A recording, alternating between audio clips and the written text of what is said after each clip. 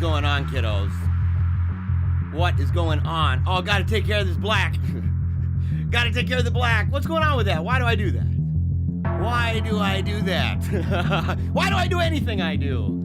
Well, I know what I am doing this show because it's PaleocratDiaries and we're talking about Christianity in Christ. It is the Friday, February 18th edition of PaleocratDiaries right here on Meaning of Catholic every single Wednesday and Friday. And don't forget, I'm on Reason and Theology every Monday, trying to work it out so that all three places are streaming at one time. That way you don't have to just simply go back and forth and back and forth. It would be streamlined, right? We'd be like a rushing river, busting through the rocks, making straight the way. And why? Because Christ is King.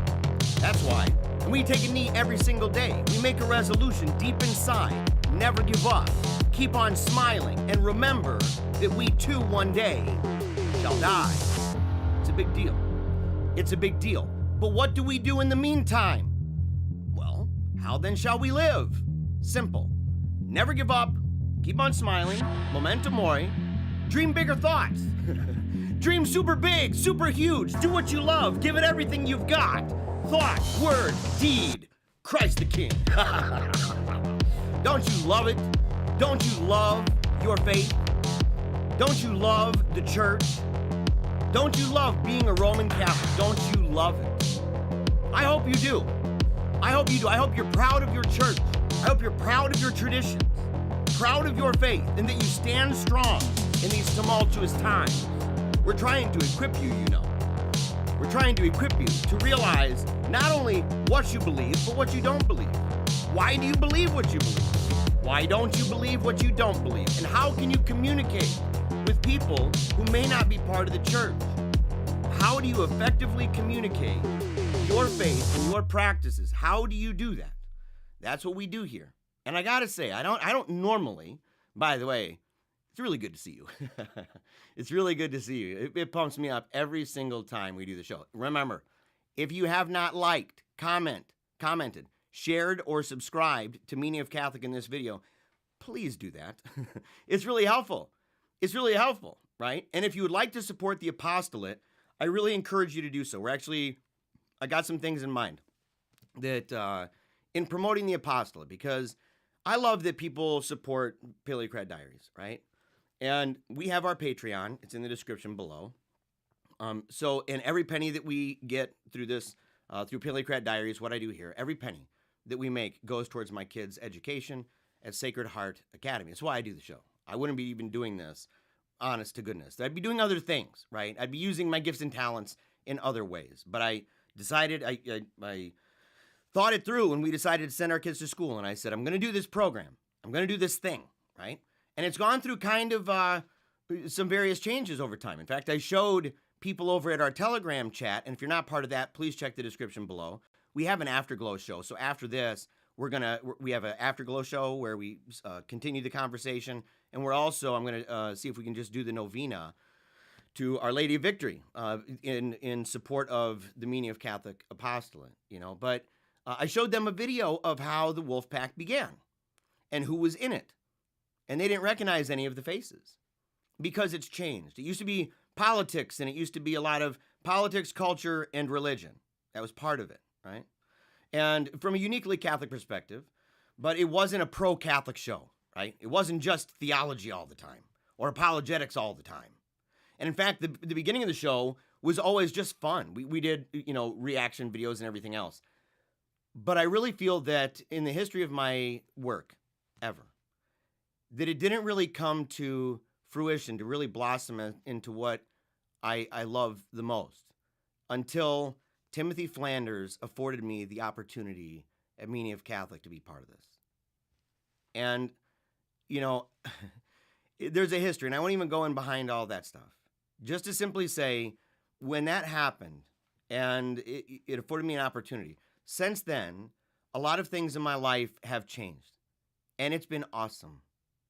And I have to give credit where it's due, and an enormous amount of credit goes to Timothy Flanders and his wife. In fact, speaking of that, before we even move on at all, I want to share some news with you, so check this out. Oh, not that. Not that. What am I doing? That was the top one. I'm like, oh yeah, I'm going to click that. Oh yeah, we're starting all over. The news is we're starting the program over. No, that is not the news. This is the news. Hey, I just wanted to give everyone the announcement if you didn't watch the show yesterday.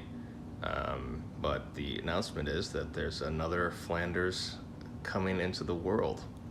So Whitney is about 7 weeks pregnant right now. So please pray for her and the baby.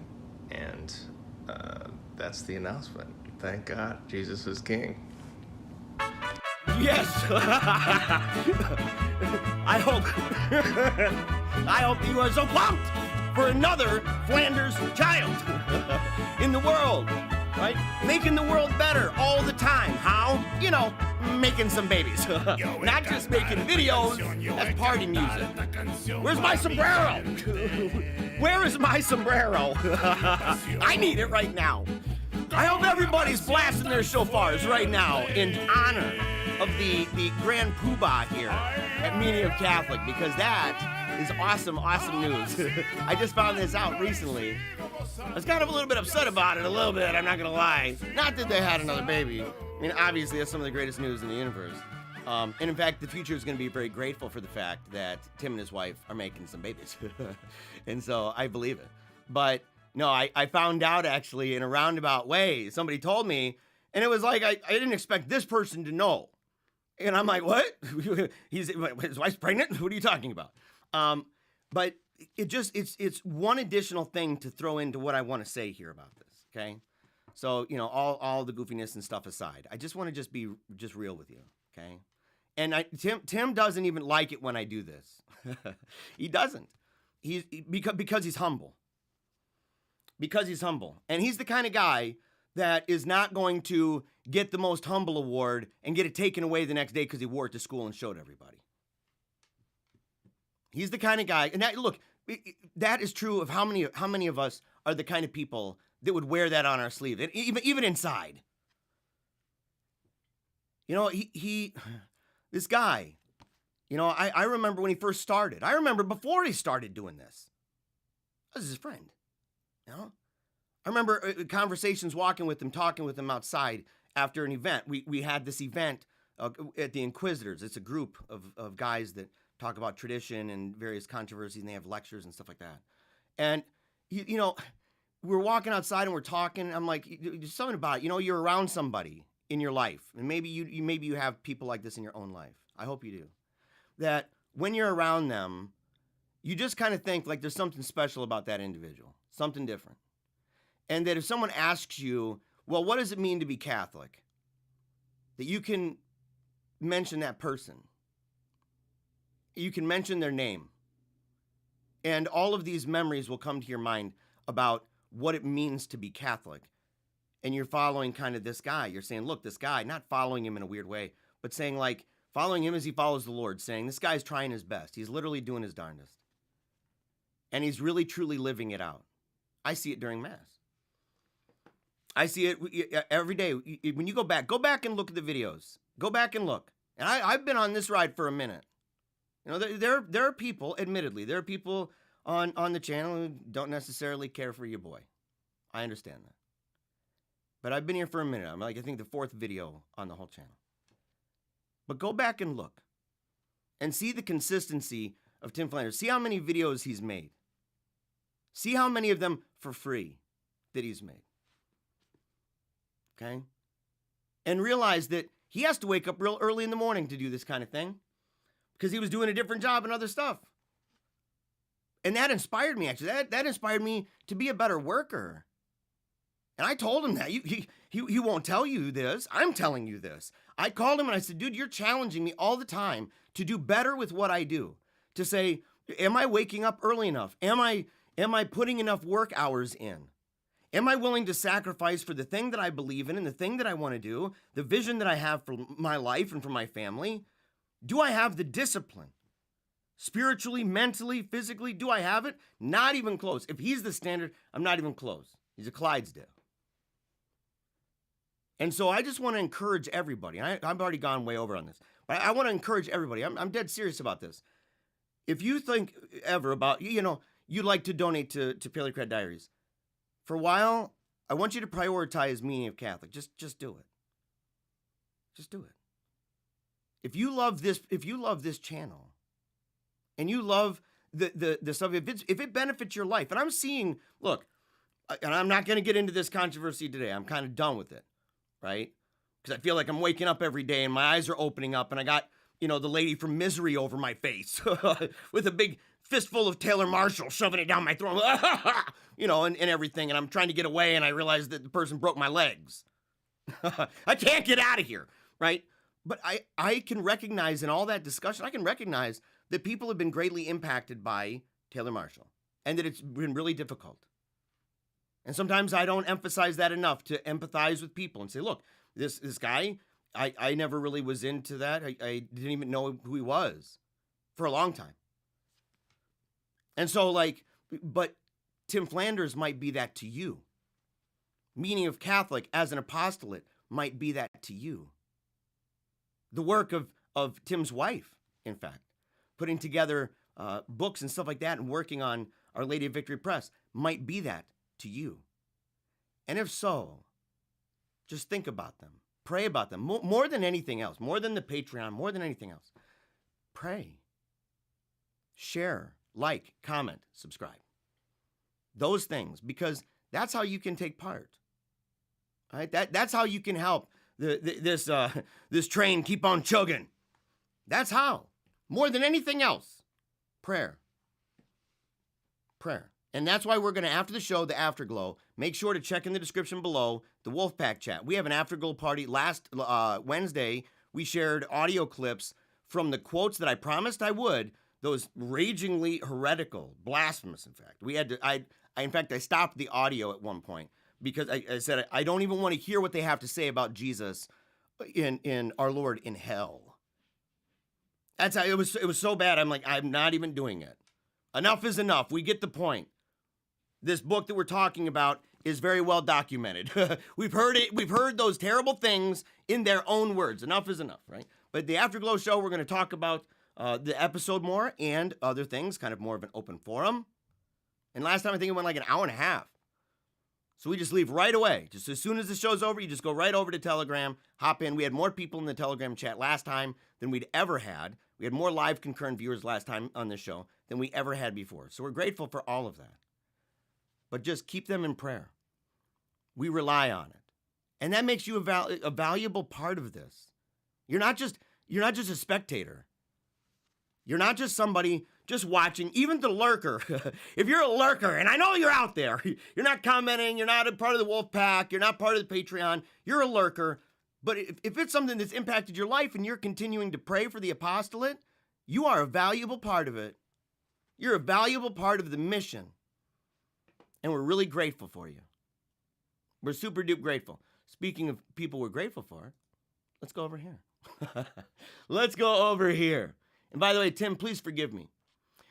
Please forgive me for totally saying all of that stuff. Because I'm not even joking. Tim does not like it when I just talk that way about him. He's a humble dude. He's like, yeah, don't do that. Only talk about me if you disagree. That's something he actually said one time. Well, I disagree with the idea that you don't want me talking about it. So I'm going to do it. Support it. This is my home. I'm glad to be here. I want to do whatever I can to help this thing move forward for the advancement of Christ the King in the world. To challenge the enemies of Holy Mother Church and to draw people closer to Christ. Yeah. Speaking of people drawing closer to Christ, check it out in the comments. We're just going to deal with this just for a little bit. Look at all his wolves. I want to see those signs, kids. I want to see it. Right? Throw up those signs. Here we go. Wolf howling at the sun. Very, very, very good. Search in the archives. What's up, man? By the way, search in the archives. You need to allow me to share your videos, homie. You got to do it. Your videos are excellent, man.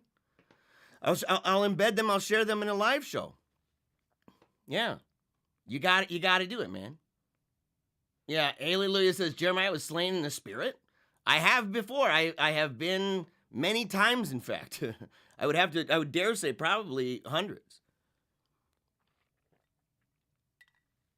And what's this deal about the miracle healing spring water? What are you talking about? Is that like something with like the televangelist people at this point? You know, along with like their 20-gallon tubs of beans that they're pitching to the lady in the elder care home because, you know, the end is coming soon. You know, like you really need these. You really need these. The nacho cheese.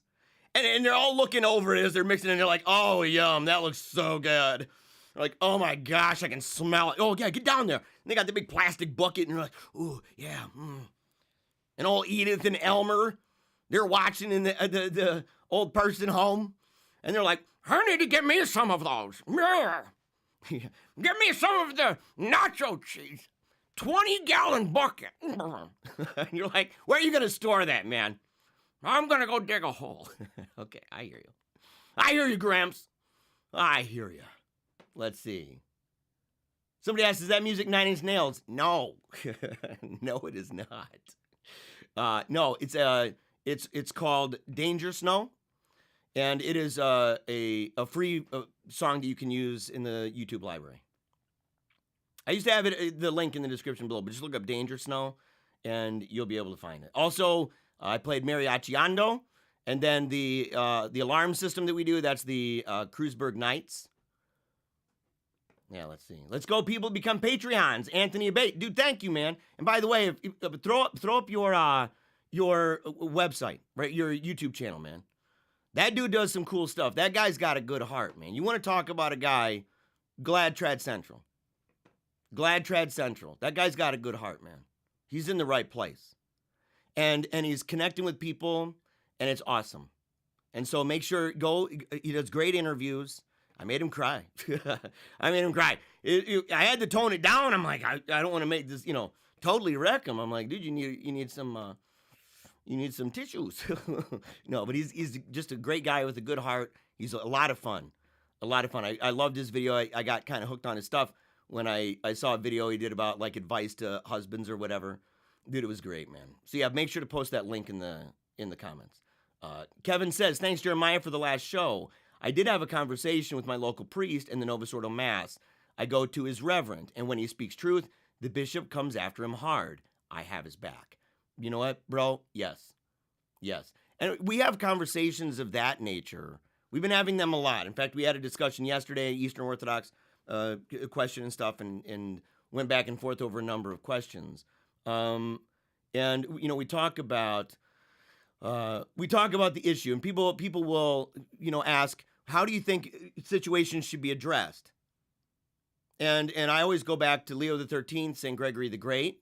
In fact, I think we're one of the only shows that's actually pointing out what the church has said regarding, in papal documents, what the church has said regarding the laity, and even the laity involved in public actions, right? Stuff like what I'm doing here. So you have the two layers. You have a private person, a public person. But both of them are lay persons. And what does the church say that they should do? And to this day, you have a lot of people that don't even talk about it. They just blah, blah, blah, blah, blah. They treat it like it's just any other topic, right? That church controversies and stuff, that it's no different than getting in a really heated debate over politics or sports. And that there's no difference, that we don't regulate ourselves according to the Constitution of the church. I don't know many people, or in fact, off the top of my head, I know zero, who have said, here's what the popes have said. If you want to know what the popes have said regarding it, at least two of them, Leo XIII, St. Gregory the Great. You want to go back and you want to hear it, I talk about it in the first hour of the last episode. And I told somebody recently, I said, look, you want to have a different model. My model would be that of like a thurifer. I said, in the Solemn High Mass, you have a hierarchy, a chain of command it's full display. You hand it over to the MC hands it to the deacon hands it over to the priest, then back down the chain. You don't go up and just take the thurible and chuck it across the way to hit a priest, much less a bishop, much less, the vicar. You got a bunch of people that call themselves trad that aren't following the hierarchical structure of the church and the lane and pay grade concepts for the laity. And it's just winging it. It's all reactive. It's chatty Cathy doll. That's all it is. Knee-jerk reactionism. It's unfortunate. But I told somebody, I said, look, right now, at least I've put something on the table.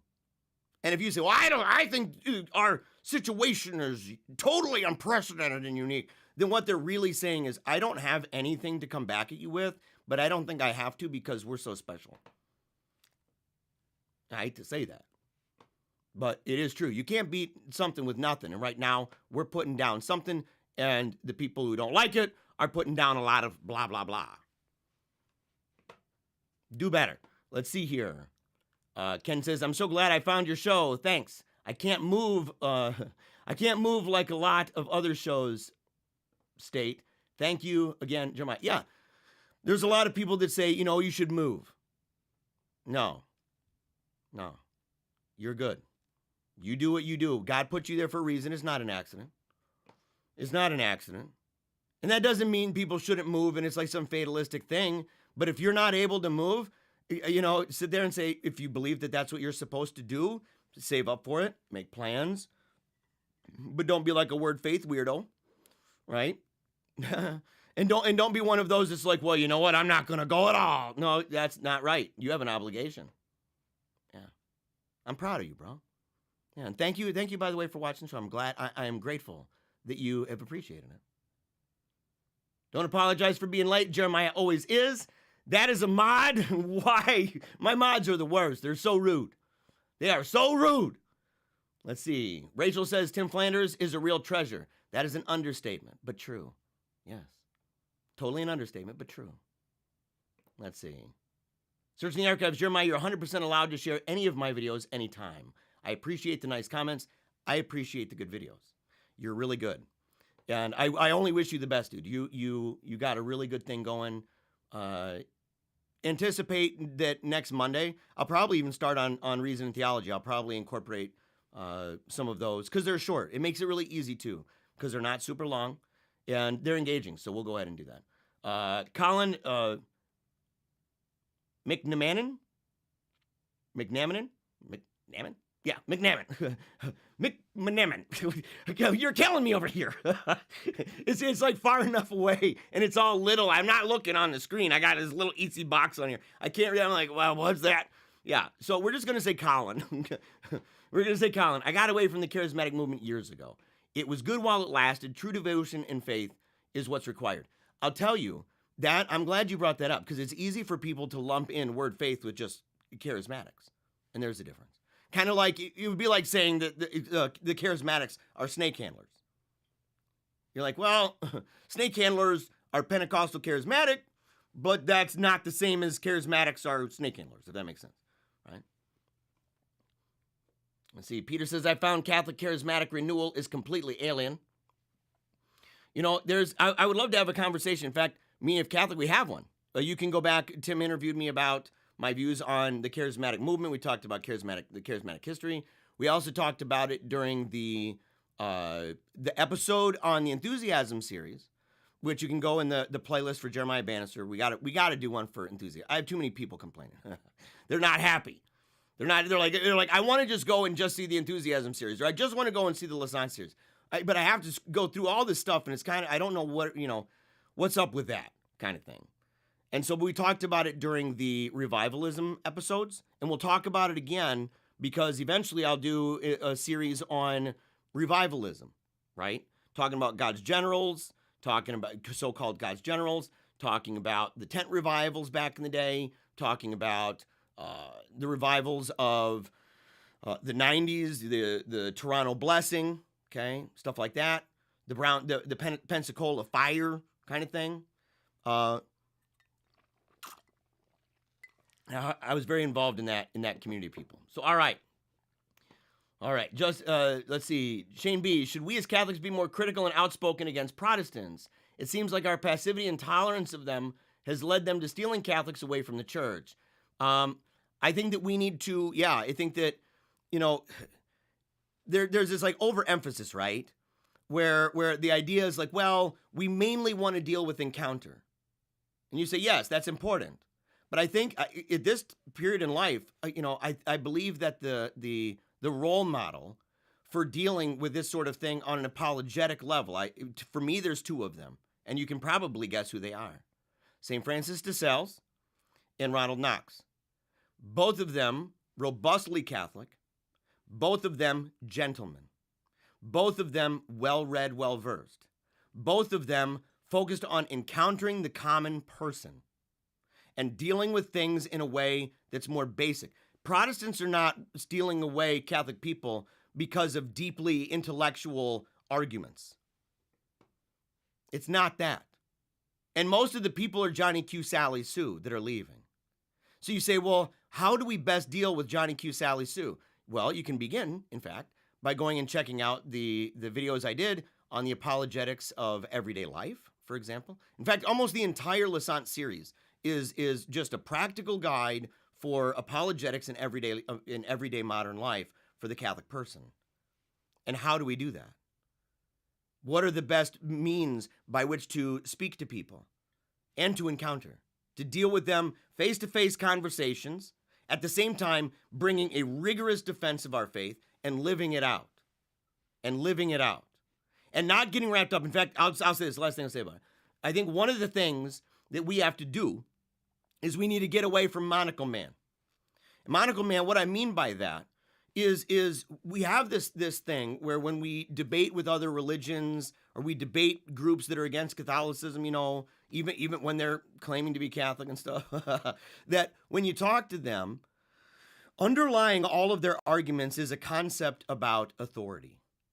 And the way that a lot of modern people, they're not even realizing it because we are in a secular age and because so much of our lives are naturalistic. And it's true. We don't even realize it. We don't even realize to what extent naturalism has actually affected us. And one of the things that naturalism and rationalism have made it so that we hear an argument and we immediately think, well, I've got to just deal with that one argument. And so we're gonna meet in the middle and we're gonna go through the scrolls together. We're gonna put on our monocle and we're gonna go through the ancient scrolls. And I'm gonna show you why I think this argument is not as good as this argument. We're gonna go back and forth and back and forth and back and forth. And at the end of the day, you could walk away and have completely different beliefs and say, this happens all the time. Otherwise, we wouldn't have the difference between a Protestant and a Catholic or a Baptist and a Presbyterian. You wouldn't have differences over sacraments or ordinance. Is it an ordinance? Is it a sacrament? Is it infant baptism or is it believer baptism? Are there oaths or no oaths? This kind of a thing. Priests or no priests? Icons or no icons? And if we just go back and forth and say, well, this saint said this, that works for us. But to the other group, they might say, well, I'm not seeing that. And my understanding of this text, of the scripture, doesn't buy it. And so people walk away. And you got to just cross your fingers and hope that you're going to convince them with the compelling nature and force of your argument. The problem is, that sounds fine and dandy. The problem is, they have like 1,000. I said this recently about sedevacantism. Sedevacantism, I don't encourage you to do this, but because I've studied it for a very long time, okay? I used to be one. I used to make videos about it when I was a sedevacantist. I used to teach catechism at a CMRI chapel. And I debated Catholics in communion with Rome on a number of occasions, making videos against them, and even videos, of course, against the Diamonds. But if you go to the Diamond Brothers website, for example, they will have a page dedicated to Pope Benedict. Now, most traditional people or conservative Catholic people are going to view Benedict in a way that is better than, let's say, Pope Francis, right? You're going to say, well, yeah, he did stuff that was wrong, but I mean, how much, really? Well, I showed people on the Telegram chat. I popped it up and I said, here it is. And I scrolled, and I scrolled, and I scrolled, and I scrolled, and I scrolled, and I scrolled. And in that scrolling, that just kept on going, claim after claim after claim after claim after claim after claim. And I said, you would have to deal with each of these if you're doing the monocle man talk, especially if it comes down to heresy, especially if it's heresy and a pope. In that argument, it was about heresy and a pope. And I said, so if you think you've done a good job swatting away one argument, and in the scrolling, there were links that were like all of the heresies from his books. That's a completely different page with all of these examples. And I said, you would have to, if you're doing this thing, oh yeah, let me look in the scroll here. You would have to deal with every single one. Why? For the same reason that if someone said, I claim that there's poison in this jar, this big thing of jelly beans, and there's 7,000 jelly beans in there, and it only takes one and you die. And the claim. And we can sit there and say, well, I don't know if it's likely. On what basis do you think it's not likely? If you're basing it off of, well, I went in the scrolls, well, then guess what? You're in the scrolls. If you base it off of the authority and infallibility of the church, different argument. It's a presuppositional argument. And so I'm saying we have to evaluate a lot of this stuff. We have to look at what we're doing when we talk to Protestant people. How did Knox do it? Authority.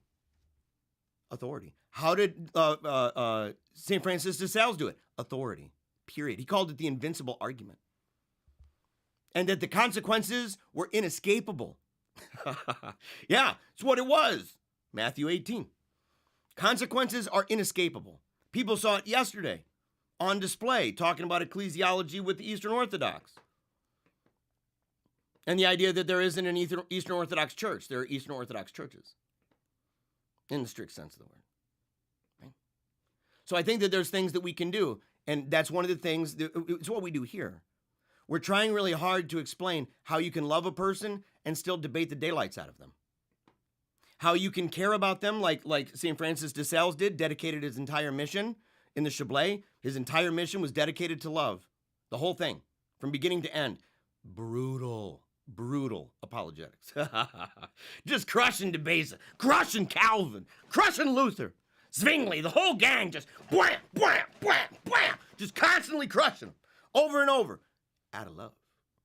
And a constant call for them to join, to subject themselves to the church, to be in communion with the pontiff, the vicar, to be part of the bride of Christ, which shall be here till the end. Yeah. The visible one, by the way. The visible one. The one we all know. We don't have to go hiding in find some corner over here for a little light and a little light and a little light. Yeah, no, don't think so. All right, we got to get rolling. I didn't plan on talking that long about this other stuff. I apologize. Yeah, and by the way, Anthony's YouTube channel is called Avoiding Babylon. Yeah, go check it out. Very, very, very good. Very, very, very good. Let's see here. Let's see. I guess I'll join. Oh yeah, by the way, Angela Bannister, that's my wife, my mega hot half Korean beauty queen wife. Very grateful for her. Super duper grateful for her. Make sure to say hi. Make sure to spread the love. Very, very, very grateful. I love her like crazy. Love her like crazy. She's an amazing, amazing woman. It's all right. I guess lastly, let's see. I'll just skip it. Okay, here we go. Here we go. You got to get that coffee out right now. You got to get that coffee out because we're about to howl at the sun. We're about to howl at the sun and take a knee for Christ the King. And why? Why is that? Well, I'll tell you why. Because that is the alert system. That right there is the PaleocratDiaries alert system that spreads all around the world. The four corners of the globe, okay? The four corners to let everybody know, yes, the Kaiser, Jeremiah Bannister, the OG, the Paleocrat, is on the air at Meaning of Catholic. And what are we going to do? We're talking about word faith, folks. We're talking about the word faith movement. Is it a cult? Is it an enthusiasm? And by the way, what in the heck is a cult anyway? We're going to talk about it. We're using this book, Christianity in Crisis. But we're going to do something even better. We're also going to talk about the kingdom of the cult, Walter Martin. Oh, and there's more. We're also talking mystics and messiahs, right? I've got the Batman utility belt, just packed with books all around. And we're going to pull them out and we're going to talk about it. We're going to find out what's the deal with word faith. What exactly is it? How bad is it? We know it's bad. You heard that on the Telegram Afterglow show on Wednesday. We played the audio clips. Never again. We don't need that. You don't need that. You can trust the scholarship of this book and your boy as a curator. We're going to talk about it because words get thrown around. There's a reason why the word enthusiasm, why the word cryptosere, why these words are so important to the current debates that we have. in-house, out-of-house, doesn't matter. Doesn't matter. But if we don't understand our definitions, we're going to really struggle when we talk to Protestants of different kinds, when we talk to cultists of different kinds, enthusiasts of different kinds, because it comes down to that for them. It comes down to that. They can use, they're super sly. They'll use words that they sound like ours, but there's something weird. There's something wrong, and we're not entirely sure what it is. And so we're going to talk about it. And that way we can properly understand where individuals fit within the grand scheme of things. To say, this is the danger this person is in. This is the level of urgency that we must have when dealing with this person. And here are the arguments that are best used against them.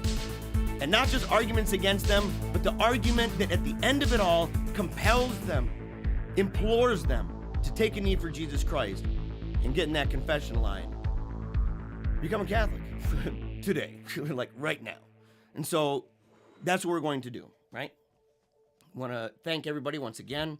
Reminder, after the show, here in about an hour, we're going to continue the program over at the Telegram chat. That is down below. And I'm going to be doing this basically after every show from now on.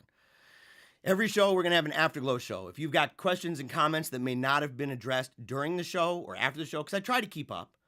In fact, I'll pull that up right now, and we'll just keep this up. Yeah. So I realized yesterday I'm not the only one with that cough. Doctors thought the weeks ago I had COVID like a month ago or whatever, and did really well. We didn't have any, a bunch of different symptoms. I did really well, doing the protocols and stuff like that. However, the cough kind of lingers. It's not as bad as Mr. Flanders, man. That cat, he's still in the thick of it. He's still in the thick of it. But marching forward, doing his best no matter what. Same here. So, all right. So after the show, Afterglow show, that's over at Telegram. In fact, let me go ahead and just pull that up just so you can see what Telegram looks like. So right there, that's Reason in Theology, fans. Let me go here. This is PaleocratDiaries. Okay, so you can see things that I've shared, things that are pinned, right? Fun things, goofy things, very serious things. And so it's a bunch of fun. Yeah, there's a video of Pope Leo the 13th from 1896. It's an awesome video, by the way.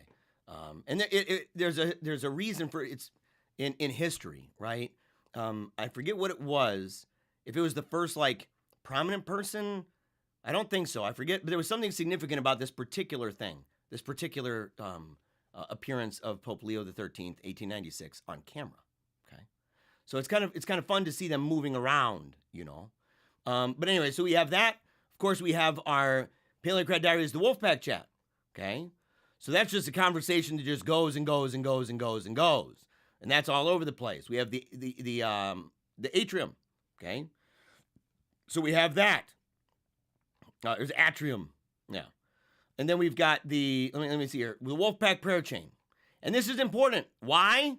Because not only does it have the novena to Our Lady of Victory on there that we're going to be doing, but also the 255 prayer requests, which I think right now is down to another one here, 256.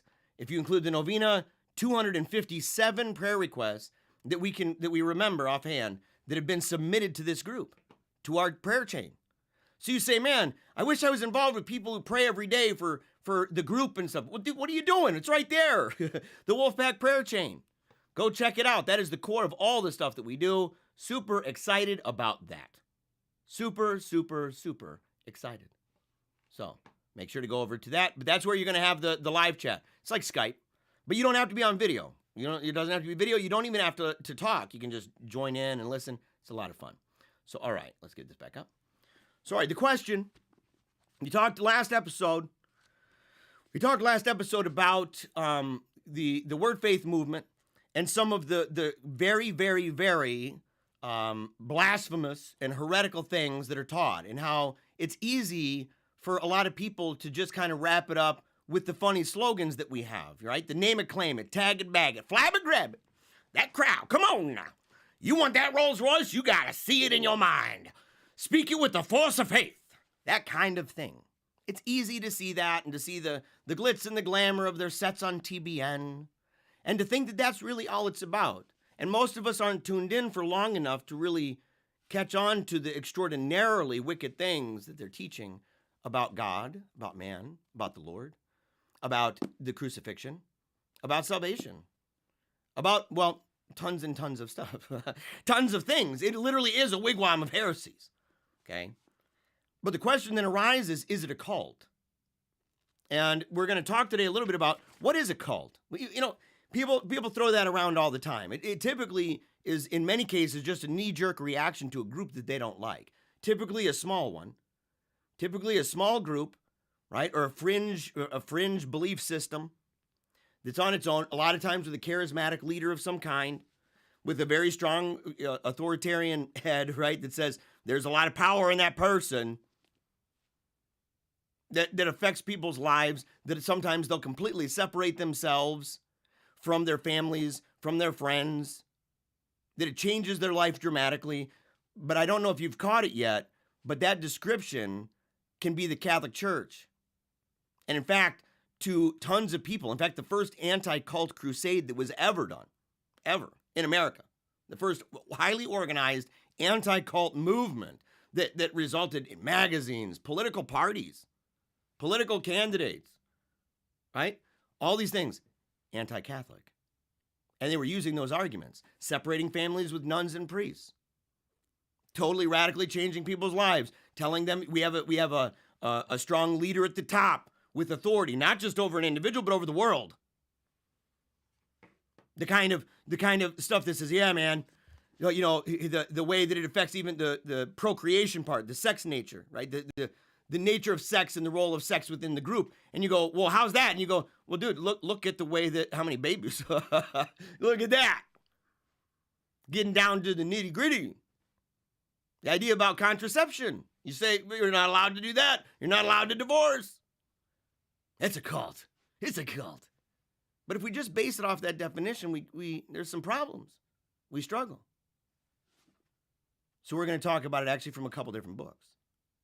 The word cult may be defined from both a sociological and theological perspective.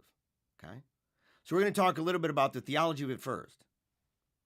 From a sociological perspective, it describes a group of people who are controlled by their leader or leaders in virtually every dimension of their lives. There's a lot of groups that we call a cult that's not every dimension, or it's at least indirect. It's not so immediate. You have some that are immediate, like the shepherding movement. A lot of those folks that are highly influenced by people like Watchman Nee. They would say, that the pastor has this kind of immediate bearing on the flock. So you say, well, I want to paint my house, or I want to move. Get permission from the pastor. You know, there's some that are really, really top-heavy like that. In fact, I know some. Potentially resulting in illegal, immoral, and antisocial consequences. From a theological perspective, a cult may be defined as a modern-day movement that claims to be Christian but compromises, confuses, and contradicts essential Catholic doctrine. This is the sticky thing with Hank Hanengraaff. And I think he knows this now.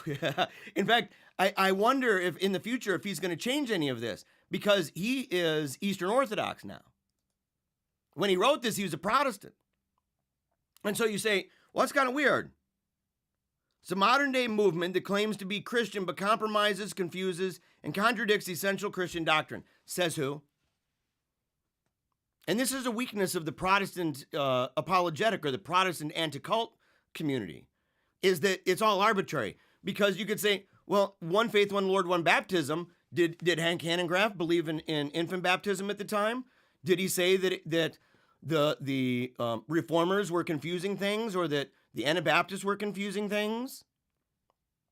And I don't want to put words in his mouth. I'm just using, just because we're talking about the book. But you have Walter Martin, the same thing, that these groups, they have to believe in the Bible or the proper Orthodox interpretation. You go, Orthodox interpretation? What are you talking about? You're a Baptist charismatic. But you're accepted. And that's because it doesn't function so much like his understanding of a cult, to be quite frank. That doesn't mean that he's not doing amazing things regarding his criticism of cults. But at the core of it, people sometimes don't recognize that the description that you're giving of another group, in fact, can be said just as well of you, relatively speaking. And that's the sticker of it all, because at the end of the day, who is able to define what orthodox is? Who's able to define authoritatively what compromises, confuses, and contradicts essential Christian doctrine? You can say the Bible, but that's begging the question, because that's what the disagreements are over. And there's no mechanism. You say, okay, well, we go back to the Bible. Is the Bible going to, and then you bring it to the church. It doesn't say, then bring it to the Bible. Because that's part 1 and 2 of Matthew 18, right? I don't want to get too caught in the weeds with this part, but you just say, look, if Matthew 18, you got a problem with your brother, you go and talk to him. Let's suppose it's over infant baptism. You don't like how it's working out, the person's not doing what you think is right, get 2 or 3 witnesses. Okay, now they've all got their Bibles. And then what does it say to go do? You got to bring it somewhere, right? You got to, how or who is going to be able to resolve this? And not just resolve it, but resolve it in a way that once it's settled, you are obliged to obey. And if you do not obey, you are an unbeliever. And not just to your group, because that's so, you're like, well, I'm considered an unbeliever to my denomination. Whoop-de-doo! Because unless your denomination claims that they're the only church, they probably accept as Christian people who believe things radically different from themselves, as long as they hate the Pope and the Catholic Church, I guess. And this should be a comfort to you. And when we talk about cults, when we talk about schism, when we talk about heresy, when we talk about enthusiasm, when we as Catholics do that, we've not only got a leg to stand on, we are the foundation whereupon that makes sense. We are the framework wherein that makes sense. Outside of which, it does not. While the faith movement is undeniably cultic, and particular groups within the movement are clearly cults, it should be pointed out that there are many sincere born-again believers within the movement. Okay, uses the phrase, born again, are they baptized? They validly baptized, right? So we say those people are categorically, we can call them separated brethren. That's not sufficient. For him it is, not for us. I cannot overemphasize this crucial point, though. These believers, for the most part, seem to be wholly unaware of the movement's cultic theology. That's true. Elmer, Edith, Star, Jasper. No, Jasper's a younger name. That's like for the young. That's like the Twilight generation, right? But you got all these different people, right? And most of them that are following this, and it's very popular in African American communities as well. Very popular. In fact, it's very popular in a lot of minority communities. Very popular. Even all over the world, different countries. And you got to ask, do they really even know, like, what a lot of these guys teach? And that's what St. Francis de Sales talks about culpability. He starts out Catholic controversies this way, and saying that it's different when you're a child of a child of a child of a person who was involved in the initial schism. Right? That's just the world that they kind of grew up in and stuff. They don't fully understand. In fact, at that point, it's really re-evangelization. It's not just simply apologetics. You're re-evangelizing. I think we're doing that now in our society. They represent that segment of the movement that, for whatever reason, has not comprehended or internalized the heretical teachings set forth by the leadership of their respective groups. Now, having said that, let me reiterate that those who knowingly accept faith theology, right, word faith theology, anybody who willingly accepts that, they're in big trouble. They've got themselves a problem, because in reality, that's not the gospel. It's not even remotely close.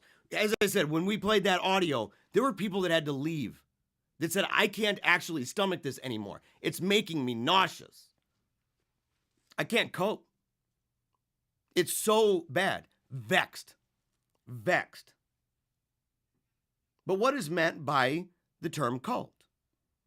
First, a cult may be defined sociological perspective. Milton Yinger says, the term cult is used in many different ways, usually with the connotation of small size, search for a mystical experience, lack of an organizational structure, and presence of a charismatic leader. We call that enthusiasm. I wrap that up with enthusiasm.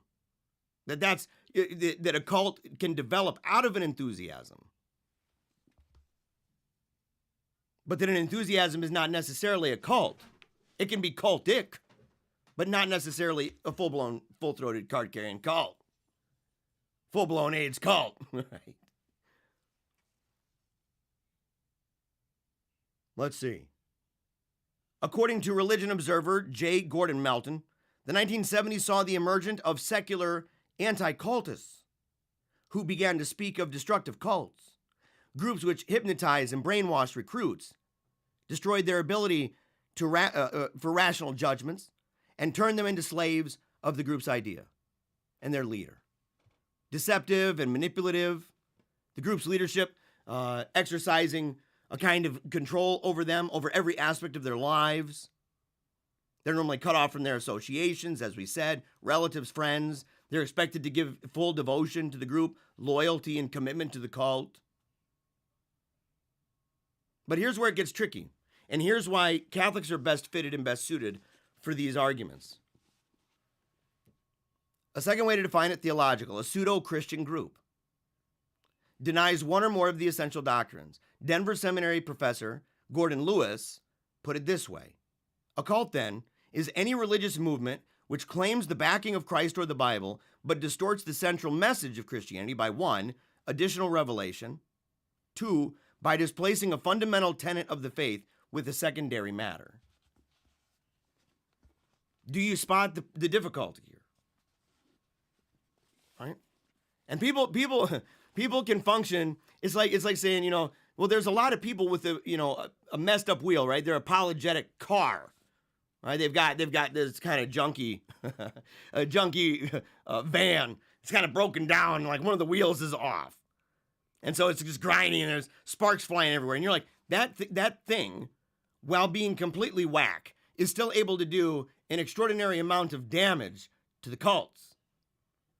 Not good, insufficient. You need to fix the tire. You might need to just get rid of that particular car. It's a clown car. So there, you got the Protestant clown car, the Protestant anti-cult clown car, going around saying, you can't deny essential doctrines. And the cultists could, if they were clever enough, could say, well, what's an essential doctrine? And in fact, that's what they've done. Over and over and over and over, you think in the arms race that they haven't figured it out. By what authority do you say that? Mr. Baptist guy, Mr. Methodist guy, Mr. Presbyterian dude?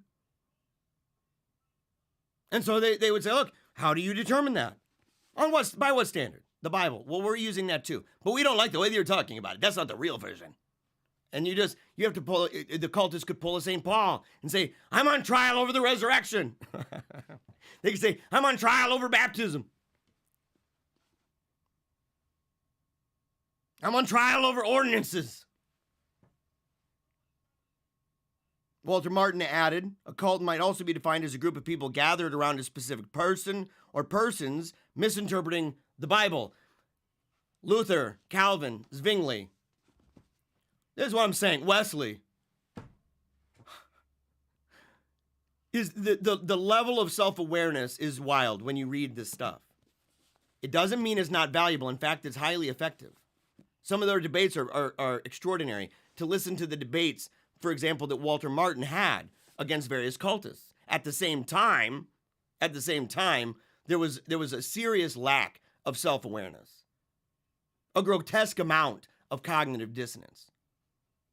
That to anybody who's an onlooker could say, man, it's like watching people who do really good in sports, like, let's say, I hate to say it, but LeBron James, he's out there playing ball. Have you ever watched the videos where he's like traveling like crazy, 6, 7 steps and stuff? Like you can literally see him. He's like taking 6 or 7 steps. Do. He's just like running around in circles, going around picking a ball. Ah, yeah, I'm double dribbling. You can watch that. And you can say, wow, that guy's really, he's a good player when he's not, traveling and such. He should pack his bags for that. That's some long distance traveling he's doing. And maybe Mr. Magoo wearing the referee outfit, maybe that guy needs a thicker monocle. He needs something. He's struggling to catch those problems. But he's still an effective player. Same thing with the anti-cultists who are not Catholic. Effective, but literally traveling the daylights out of everything. And you're like, yeah, you need to account for that. A primary characteristic of cults in general is the practice of taking biblical texts out of context in order to develop pretexts for their theological perversions. In addition, cults have virtually made an art form out of using Christian terminology, all the while pouring their own meanings into the words. Right? Talking about what does it mean when they say Jesus, for example? What does that mean? What does it mean when we say grace? For example, there's one cult we'll talk about later in the series, where what was his name? Big Daddy Grace? Was that his name? He's part of that pimp pastor thing. And he took the position that every time the word said grace, it was him. So they'll talk about grace a lot, but they're kind of talking about a pimp. You get this all the time. Because it really does come down to, who do you say that I am? And I would add to that anything about the church, the bride. And you have examples of this. For example, Mormons. Jesus is merely the spiritual brother of Lucifer. Jehovah's Witnesses. Jesus is Michael the Archangel. In New Thought, Jesus is an avatar or a mystical messenger.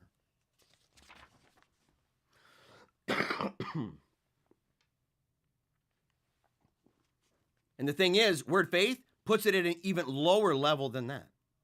Because in their theology, our Lord is no more an incarnation of God than is any other believer. That's astounding. It's beyond outrageous. In classifying the faith movement in general, it's more precise to use the term cultic or cult-like. Movements are multifaceted and diverse in their beliefs, teachings, and practices. We can find commonality between them, like the force of faith and stuff like that. But most of them are not beholden to a particular individual and institution. There's not just one. They kind of agree with each other, and they ally with one another. But it's not as if it's not the same thing as, let's say, the Watchtower. Right? Doesn't function the same way.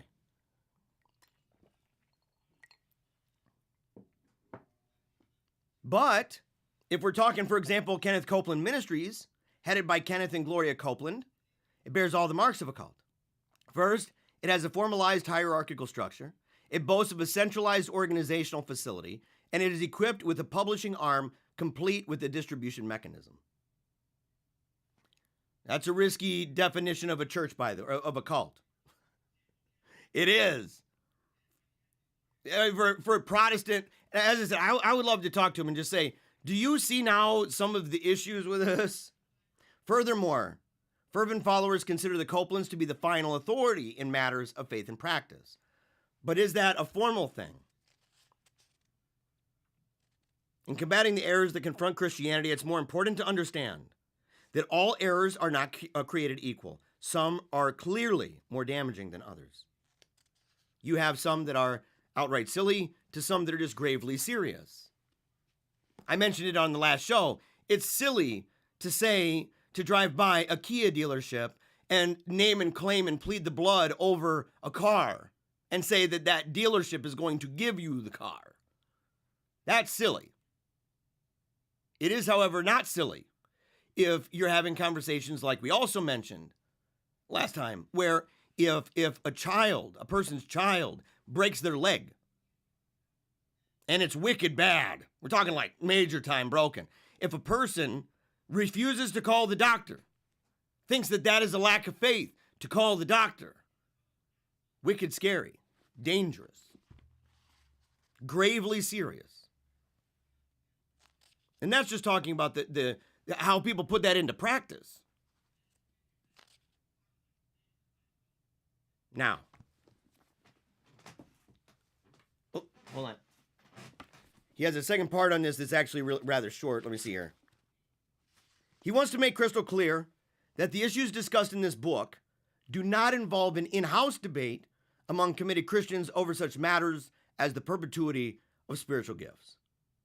For the most part, charismatics and non-charismatics are unified when it comes to essentials of historical Christian faith. We can see this with charismatic Catholics, by the way. We can disagree over the charismatic movement, but when you talk about fundamentals, most of them, it would be unquestionable. Most of them would say, well, this is, this boosts what I believe about it. It supercharges it. They don't believe that it actually causes an issue with those things that are defining markers of what it means, in fact, to be a Catholic. And we have, there are people who can debate that point. There are people who can at least debate that point, right? And we'll talk in depth about that when the time comes to talk about the charismatic movement in general, the origin of Pentecostalism in general. We'll talk about Azusa Street, how that broke off into a bunch of crazy nonsense. But you guys, look, even I know a lot of people who like Father Goring. They like Father Goring, and it's like, well, yeah, that dude's, speaking in tongues and such. And they're like, well, he's pretty based. And you're like, so this is one of those things, you'd have to debate it out. And if you want to know my position on it, I've talked about it in the revivalism part, right? As I said, the enthusiasm series, it was the second episode, I believe. You have Know Thy Enemy, that's episode 1, Know Thy Enemy Within and Without. The second one was about revivalism, which is a wild ride, by the way. It was a lot of fun, that episode. Now, going now to the kingdom of the cults.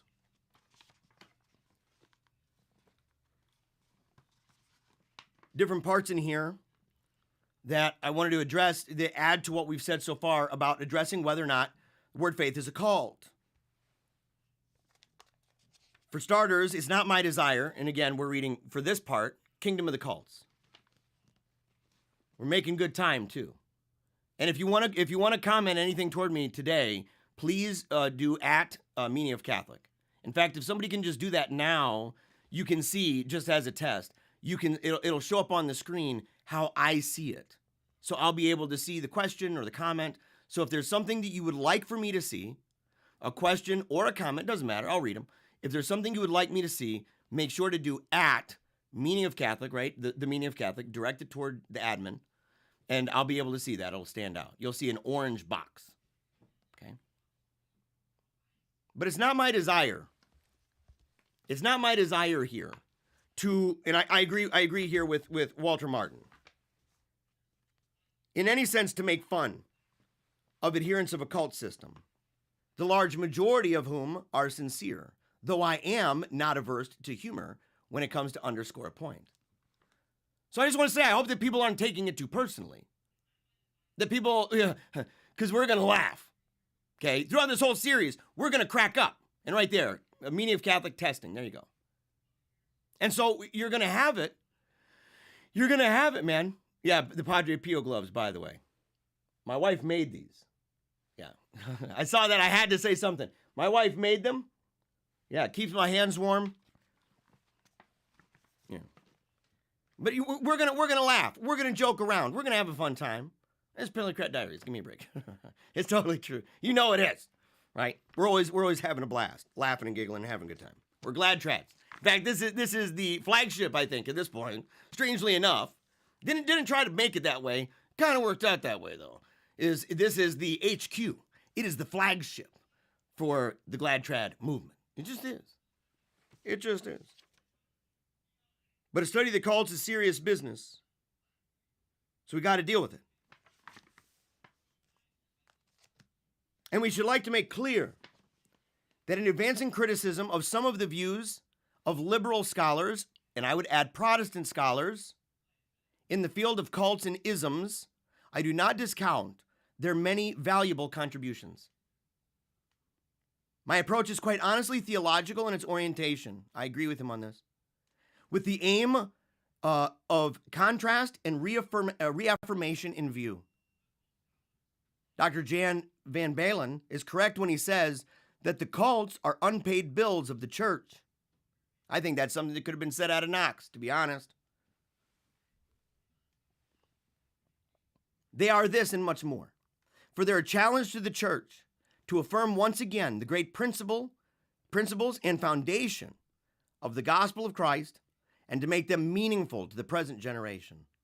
There can be no doubt that the great trend in religion is syncretistic, or a type of homogenization of religions, such as the great historian Arnold Toynbee has more than once suggested. Okay? So we're going to talk about doctrine. We're going to talk about this, but we're also going to talk about criticisms of the anti-cult community, criticisms, how we can better, and this isn't just to dog them. This is literally a dialogue that says, how can we get better at this? Because we recognize that it's a serious problem. We recognize that it's wicked bad. Who does not recognize that we live in tumultuous times? That's what enthusiasm was about. To see how the creative destruction of enthusiasm has affected us without even knowing it. That's what my Secular Age series at Reason and Theology was all about. And that's wrapped up, by the way. Is what it was all about. To say, well, that we are impacted and, in fact, infected by a kind of secularism that has crept up over time, of an interplay between the kingdom of man and the kingdom of God throughout time and space, involving philosophy, science, law, techniques, and that we grow up in a world where we don't realize the impact it had on us any more than our kids realize the impact that the digital age has had on them. And in fact, that some of our reactions are secular and naturalistic. We don't even realize it. And it's because of the reality of that we end up doing what we're doing. So how do we make it better? How do we advance? This was in the comments earlier. How do we advance the idea of approaching people who believe in word faith or who believe in any of the various cults? We meet them probably more often than we think. How do we do it? What are the best arguments? Should we, what is a positive and negative apologetic when dealing with them? What ought to suffice?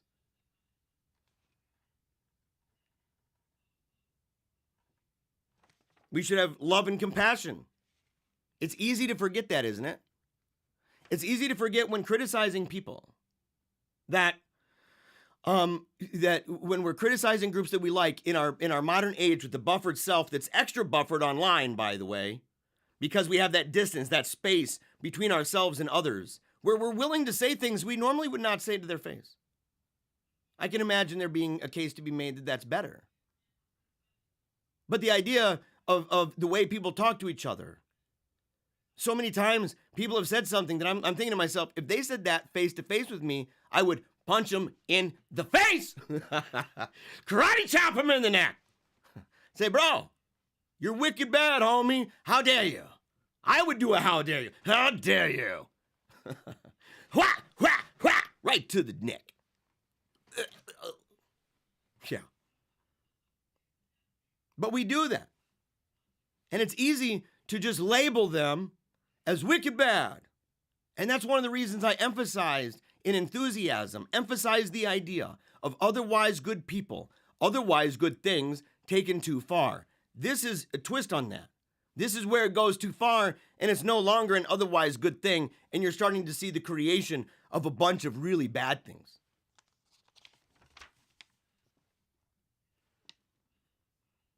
Charles Ferguson, in his provocative volume, The New Books of Revelation, describes the advent of modern cult systems as the modern Babel. He goes on to state, it should be obvious to any man who is not one himself that the land is overrun with messiahs. I refer not to those political quacks who promise in one election to rid the land of evil, but rather to those inspired fakers who promise to reduce the diaphragm or orient the soul through the machinery of occult religion. Each of these has made himself the center of a new theophany, has surrounded himself with a band of zealous apostles, has hired a hall for a shrine, and then set about busily to rescue truth from the scaffold and put it on the throne. And the cults have capitalized, by the way, on the failure of the Christian church to understand their teachings and to develop a workable methodology both to evangelize and to refute the cult adherents. I said that earlier, didn't I? I said, and that's one of the reasons why you should support Meaning of Catholic. Tell me that's not what we're doing. Tell me that we're not doing that. I had some joker tell me one time, yeah, why aren't you talking about, the enemies of the church? Why aren't you talking about those people talking about false theologies? Are you out of your mind? Dude, the whole Enthusiasm series was that. It was a 20-part series, homie. 20 parts. And I listed on top of that even more. I went through the licenses, said we talked about this, we talked about that. In interviews, talked about this, talked about that. Now we're talking about enthusiasms and cults. And more than that, we're talking about refining the ways that, number one, we help to catechize people, that we help in the effort to catechize individuals that they can truly understand their faith. I know this person would say that that's a problem. I know it is a fact. And so that's one of the things we do. In fact, that was the Lausanne series was so much of that practical everyday things for everyday Christians. The Johnny Q and the Sally Sue in the pew. How do we help them? And not just so that they would know their beliefs, but they could live them out. And in living that out, they could also, in living it out, they can be a better witness to those around them. Whether an argument or even just the optics of seeing to be seen.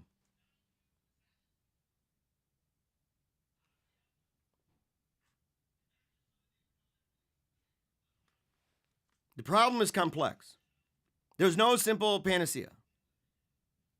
But it constitutes a real challenge to Christianity that cannot be ignored or neglected any longer. For the challenge is here, and the time is now.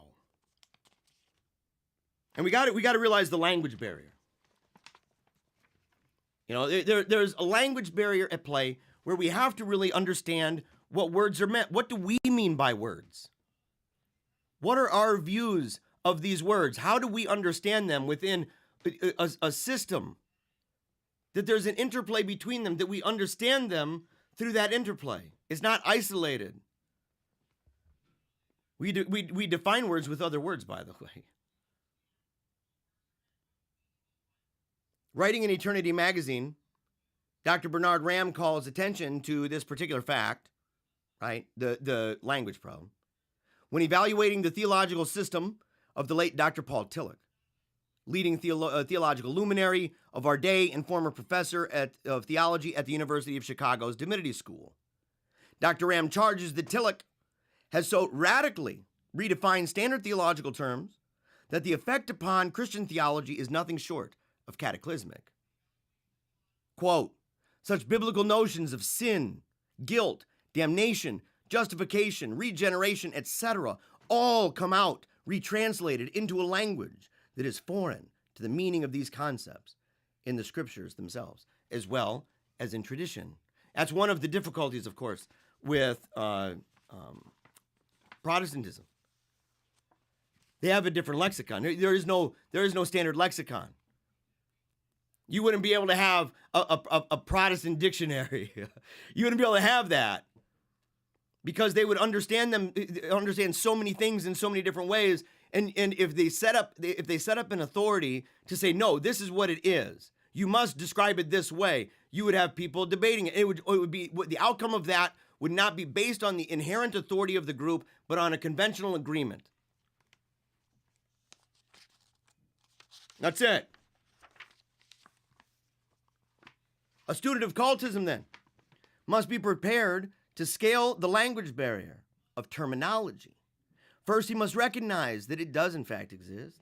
And second, he must acknowledge the very real fact that unless terms are defined when one is either speaking or reading cult theology, the semantic jungle that the cults have created will envelop him, making difficult, if not impossible, a proper contrast between the teachings of the cults and those of Orthodox Christians. Have you ever talked to a cultist, like a Mormon? Mormons like to do this. You say, no, I believe in this. And like, oh, dude, bro, we do too. We totally believe that. And you're like, really? I don't think you believe that, homie. And then you ask them, well, define that. Well, yeah, man, we totally believe in God. And you're like, oh, yeah, okay. Yeah, it's like, in like the unmoved mover sense. What do you mean by that? Well, like, that there's nothing preceding him. Oh, no, he had like a mom and dad and stuff. Oh, okay, I hear you. He had a mom and dad. God. Okay, yep, God had a mom and dad. What about them? Oh, yeah, them too. They had a mom and dad. Oh, yeah. Yeah, that's weird.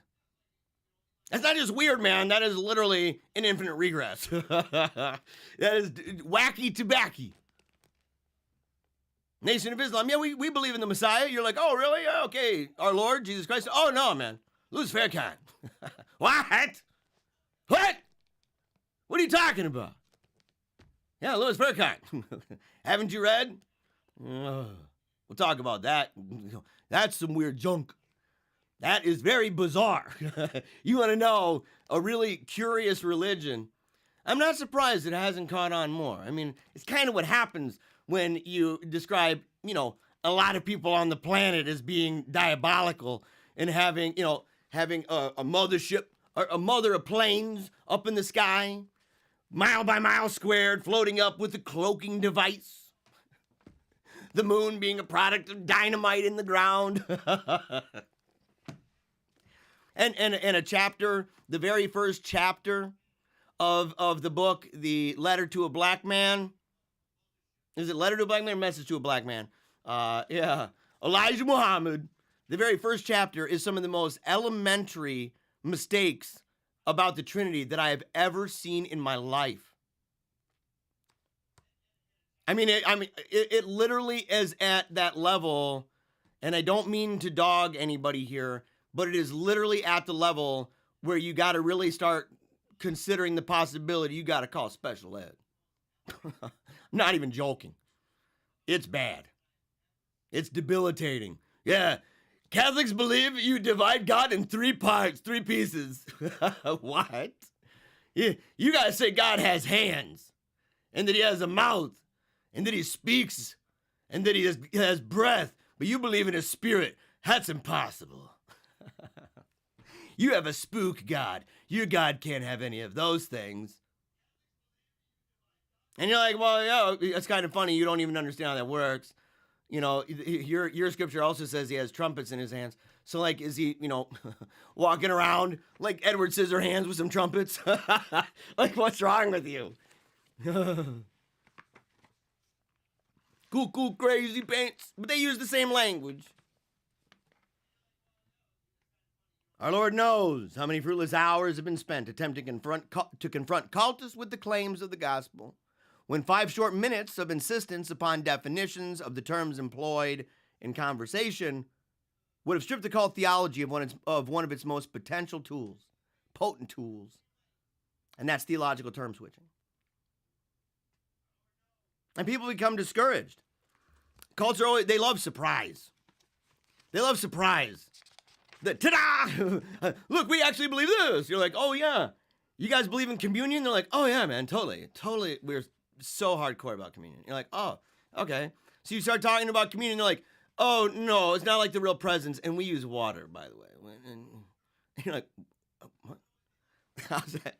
How's this communion? What are you talking about? So they use words like that. Christian Science says they believe in the Trinity. They don't really believe in the Trinity. What's the weird thing they've got? Oh, the life, truth, and love. I knew a lady. She was one of those women priests, right? And it was Easter of all times, man. We were brought into the church, RCIA. We'd gone through RCIA. It was Easter Sunday, and brought into the church that day. And one of the guys that was in our group, we went over to this house, and there's this lady, Mother Joy. What was her name? She was a real weirdo. over at the Episcopalian church next door, like literally across the street. They called it Mars Hill. You had a whole bunch of churches, a Presbyterian church, Congregational church. There's a Lutheran church right up the road, a Baptist church right up the road.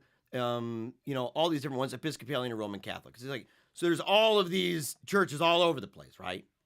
And the thing is that when we get there, Mother Joy shows up, and I'd been critical of Mother Joy on TV, okay, because I had a TV show, and she was really involved in like liberal SJW politics stuff, so I was just bashing her left and right all the time. I mean, and the news loved her.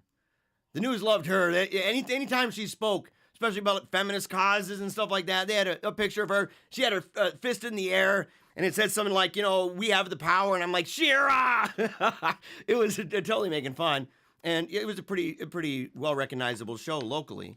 And so on Easter, when she shows up to this house, I was kind of like, oh no, I'm going to have to deal with Mother Joy here. Well, Mother Joy, she did the prayer. They're like, Mother, could you please lead us in prayer? And I'm like, I'm getting a gag reflex, and I haven't even eaten yet. And she gets up there, and she says, in the name of the parent, and of the child, and of it was like delightful presence or magical presence or something like that. And I'm like, oh my gosh. Like, okay, so her idea about the Trinity is probably whack. Not very good. But cults, they do this all the time. They change words like the word faith for the word faith community. That's a different meaning. It's not the same thing as you think. It's a force. And you got to imagine that these folks are visualizing it like a lightsaber. They're like, the force of faith. Using that thing, right? Or it's like an energy beam that they're like, in their mind, they're like, and they close their eyes, and the force of faith goes up to the battery source, which they believe has a positive and a negative charge depending on your thoughts and your words. And if you think the right thing and say the right thing, it will activate the positive side. And that's where the goodies come down. It's the genie. You rub that genie, and the genie comes out partying. All right, yes, candy, lollipops and lemon drops for everybody, yay! And on the other side, sending it up there to the negative side. And it's like that Charlie the Unicorn video where they go walking up to the letter Z, ha ha ha ha, and they're talking to Z, and he's like, what's going on here? And he's walking away and goes, it's like real creepy. I hope you know what I'm talking about. Oh, I hope you know. Oh, I hope you know. Let's see.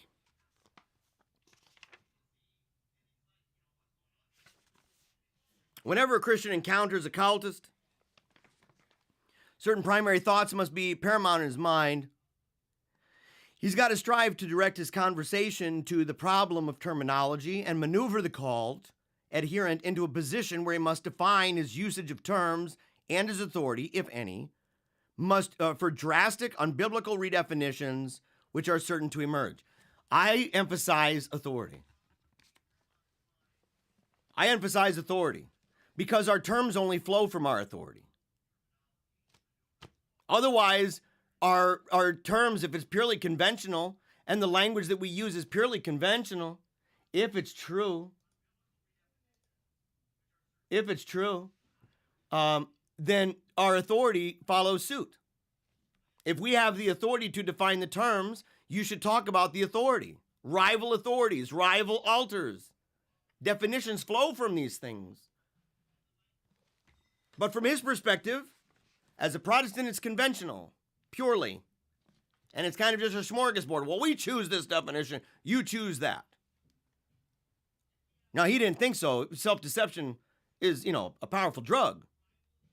Convenience and functionalism is a powerful drug. You're functioning that way. You can get away your entire life in that clown car we talked about at the beginning with the wheel that's off and sparks flying everywhere. You can still get where you're going, and you can still do a lot of harm to the groups and the institutions that you're going against. You should still fix that car. A Christian must then compare these definitions with the various contexts of the verses upon which the cultist draws support of his doctrinal interpretations. I think that's an in-house thing most people will experience when they've been converted. And that's part of the struggle when they're like, how many people convert to the faith and they struggle with like icons, or they struggle with devotion to Our Lady, or they struggle with the idea of infallibility. These are in-house things. We define them for ourselves. Well, we define them for the world, but they're most applicable to ourselves. We apply them in a way that's immediate. We say, we're not just describing something, we're describing what is obligatory upon us that's supposed to now be something within us.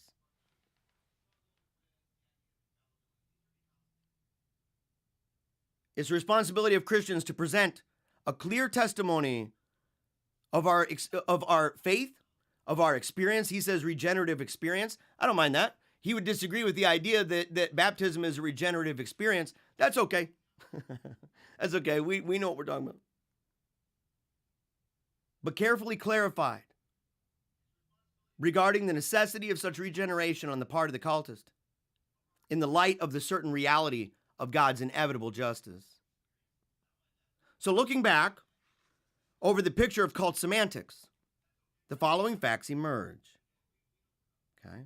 Number one, the average cultist knows his own terminology very thoroughly. I'm not entirely true. Well, they would know the practical use of the terminology. That's fair, right? So when you talk to a cultist, it's like the JOs. The JOs, if you've never studied the idea of soul sleep or annihilationism, if you've never studied that, or you've never studied their super crazy view on Christology, or their super crazy view on the Godhead, if you're unfamiliar with that, they're not, because those are their enthusiasms. They have an enthusiasm for this. It's morphed into a cult. But enthusiasts know their enthusiasms rather well. In fact, we joked about the snake handling enthusiast. You said, okay, so the people who said, that guy who died of snake handling, I knew him, and I've been to a lot of his sermons. I never heard him talk about snake handling. And other people go, oh, dude, it's all he talked about. His friends and stuff, too. And they're like, oh, yeah. Even the people that didn't like him, his family, are like, oh, dude, yeah, he's constantly talking about it. You're like, oh, the guy with the tattoo of the snakes, and the guy with the stitching with the snakes, and the guy that's got rattlers in his house. Yeah, I'm kind of guessing that he's talking about that, enthusiastically, in fact, a lot. Same thing with this.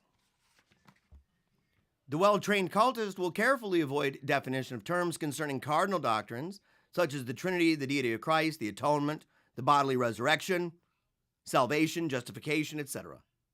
The informed Christian must seek for a point of departure, preferably, and he says, the authority of scriptures. We would say what? Say it out loud. We would do what? Preferably. The authority of what? How do we have the authority of the scriptures? What does Augustine say regarding why he accepts the Gospels? What does he say? But we're not for the Catholic Church. Somebody put them together. Somebody had to weed out what wasn't there and what's there. Otherwise, if it's up to individuals and what they feel in it, all you got to do is say, well, there's people who feel, they feel the internal testimony. The internal testimony of these wacky books over here and the other Bible. Otherwise, what do you do with the Mormons? They feel the burning in their bosom. Oh, it's a testimony they feel, all right. It's a testimony they feel. The internal testimony. No, that, and by the way, you know how relative that is? How individualistic and relative that truly is? You just have a group of people that just agree, oh yeah, I felt it. I read through Jude. I totally felt it. I read through Ruth. Oh man, yeah, big time feeling it. Esther. Oh yeah, man. Song of Solomon. Yeah, I felt the testimony. Yeah, I bet you did, homie. I bet you did. The informed Christian must seek for a point of departure, of course. We would say the authority of the church. The invincible argument of St. Francis de Sales, the consequences of which are inescapable. Matthew 18. The concerned Christian worker must familiarize himself to some extent with the terminology of the major cult systems if he's to enjoy any measure of success. And that's what this is about here. Now, last book. And Anthony says, I don't think I could handle some snakes. That was what I think is the more fundamental question, was not could I handle snakes, but if I found myself in a situation, what is it, Mark 16?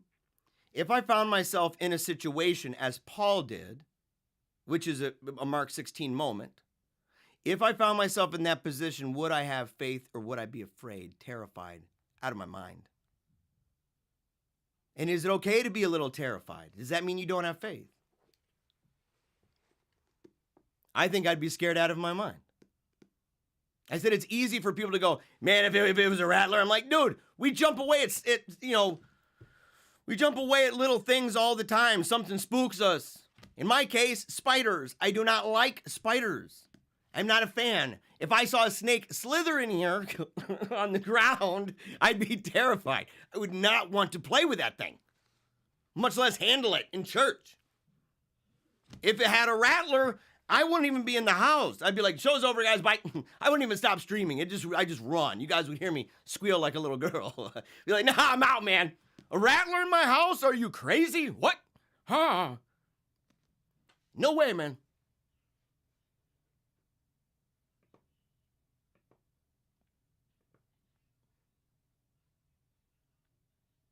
Someone said, I think we use the word Protestant to refer to anyone outside of Rome. Yeah, anybody who has underlying, okay, there's two ways about this, right?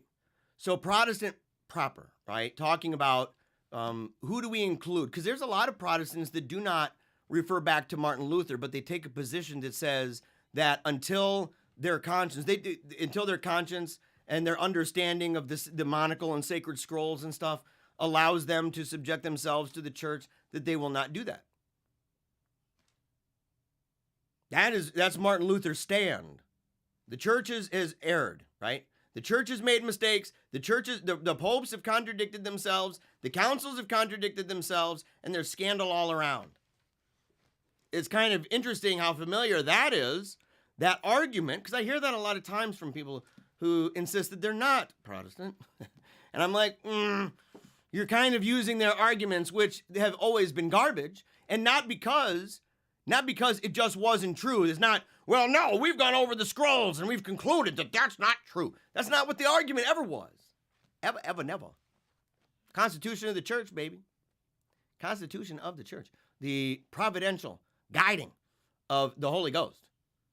The fact that the head guides the feet, and the head is Christ, and the body is the bride, leading us into truth. And why? Because we're on the dance floor. We literally are the dance floor as the pillar and foundation of truth. And we don't base this just on a Bible verse. It's an actual historical event involving real people in real time.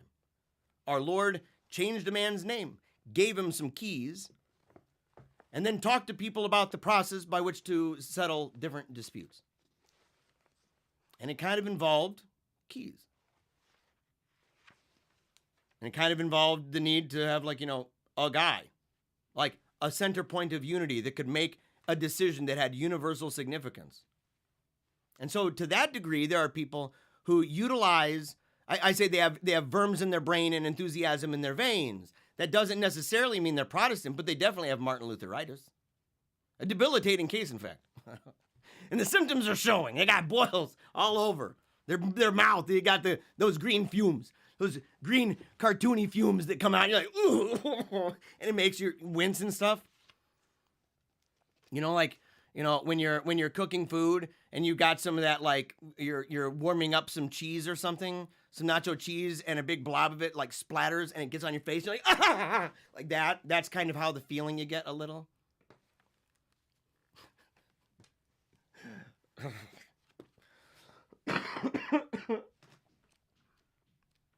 All right. Now, third book. We're making good time. Okay, in about 15 to 20 minutes. In about 15 to 20 minutes, we're going to be heading out and going over to the Telegram chat. Make sure to go down in the description below. We have an Afterglow show that's going to go into any questions and answers, everyday conversation, having fun. It's going to be great, and we're going to pray, talk about the novena for the meaning of Catholic lay apostolate. We're going to talk about that. It's the novena. If you're not able to make it, please join us for that. It's starting today. Today is day 1, the novena of Our Lady of Victory, who is the patron of meaning of Catholics lay apostolate, as well, of course, the namesake for Our Lady of Victory Press. All right, which is where my book will come out, by the way. Yeah, first edition, collector's one. Okay. In 1905, and we're talking real quick, from mystics and messiahs, cults and new religions in American history. We're actually going to talk about this a lot more once we progress beyond the contents of Christianity in Crisis, the revival book that Hank Hanengraaff did, Counterfeit Revival. Okay. In 1905, oh no, let's skip over that. Yeah. I was going to talk about, what is his name? King Ben opened a colony for his House of David at Benton Harbor, Michigan. Now, a lot of that weird stuff comes out of like Detroit area, Chicago area, and most of it out of LA. California is just a hotbed for cults. In common parlance, cults are exotic religions that practice a spiritual totalitarianism. Members owe fanatical obedience to a group. We've talked about that. Brainwashing, all that stuff. According to the stereotype, cult members live separated from the normal world, sometimes socially. The problem of this, as we've said, is that some of that would apply to other groups. But, more importantly, there's no period, including even in colonial times, in which we cannot find numerous groups more or less indistinguishable from the most controversial modern movements. As Charles Ferguson remarked in 1928, quote, America has always been a sanctuary of amazing cults. Yeah. That goes right back to our enthusiasm series, doesn't it? Saying that it's just the same old thing. It's just rewrapped and repackaged and kind of moved around a little bit, but we're dealing with the same basic pieces. A historical perspective is crucial for understanding contemporary debates over fringe movements, over destructive cults and doomsday cults. We know that this is not a doomsday cult, so I'm not going to, well, we say that, but yet it's the impending end times and the mark of the beast, the beast system, the Antichrist. They're talking, you'll have them talk about barcodes. I'm old enough to remember. I'm old enough to remember that we've had on the docket as potential situations. We've had Russia, China, Iran, North Korea, the World Wide Web, www, barcodes, microchips. It's all of these things all the time. And that's not to deny the beast system, obviously. Leviathan is a beast system, and we see this thing play out over and over and over. But their eschatology is doomer gloomer. We're all going to be zoinked out. Just zap. We're gone. We're gone. Up in the sky. Whoa. Totally raptured and junk. And that's when all the wickedness is going to go down. Well, not for 3.5 years. The unspoken assumption is that the religious landscape, right, that we've dealt with in America or anywhere is fairly tranquil. A monochrome affair, a straightforward matter of Protestant, Catholic, and Jew. Anyone who's familiar with the Enthusiasm series simply knows that that is not real. They know it's not real. It's never been straightforward. It's never been monochrome, ever. It's always been creative destruction. Don't you love that we've used that as a description for heresy and schism throughout time and space? Don't you love that, by the way? And that creative destruction that comes together, explodes, implodes, explodes, doesn't matter. Sometimes it kind of bonds together like a molecular structure, right? It comes together and it stays. Sometimes it dies off. Sometimes it explodes. But there's always something about it that hangs around. Rarely ever. In fact, I don't even really know of a situation where you don't have at least some fragment that has lodged itself into the system. But there's a view of modern exceptionalism, and it's misleading. Extreme and bizarre religious ideas are so commonplace in American history that it's difficult, in fact, to speak of them as fringe at all. To speak of fringe implies a mainstream. But in terms of numbers, perhaps the largest component of the religious spectrum in contemporary America remains what it has been since colonial times, a fundamentalist evangelicalism with powerful millenarian strands. The doomsday theme has never been far from the center of American religious thought. So in America, the way that we view things in America, it makes it really tough, in fact, to have a kind of, what is mainstream? What does that mean? Because that really is what the Walter Martin was operating off of. In fact, his orthodoxy, in many ways, could simply be kind of waxed over version of his orthodoxy could be a waxed over version of mainstream, to say once you've made it in the club. Otherwise, his charismatic beliefs would not be considered orthodox, or his views on baptism or ordinances, because there was a time where it was not mainstream. But America, imagine that problem that's true of the Protestant presupposition. Imagine that as a problem of reality because of legal and philosophical frameworks in the United States as a country, institutionally, legally, culturally. So it's really difficult.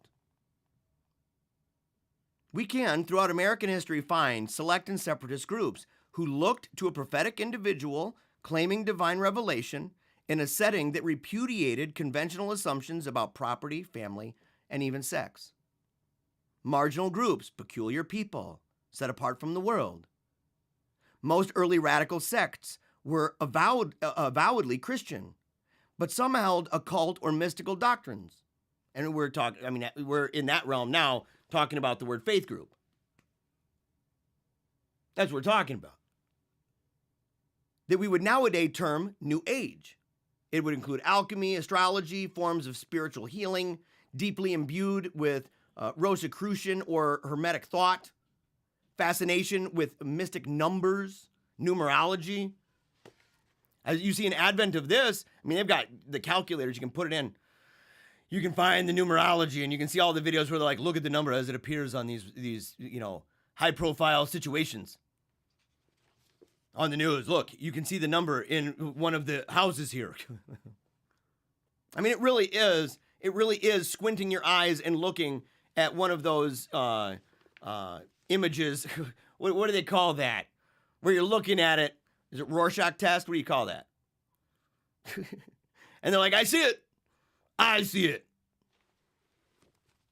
Like that Beavis and Butthead episode where they were looking at the Rorschach test. And you're like, dude, it's a joke. Or people, they've done tests where they just simply show people a bunch of gobbledygook. There's no patterns in it at all. It's intentionally designed for this. And they show them the patterns. And it's remarkable to see how many people will see patterns that simply are not there. They're not there. That's intentionally done to say, it's just like static. And then you'll have a couple that'll be like kind of squiggly, darker, black static pieces, right? in there.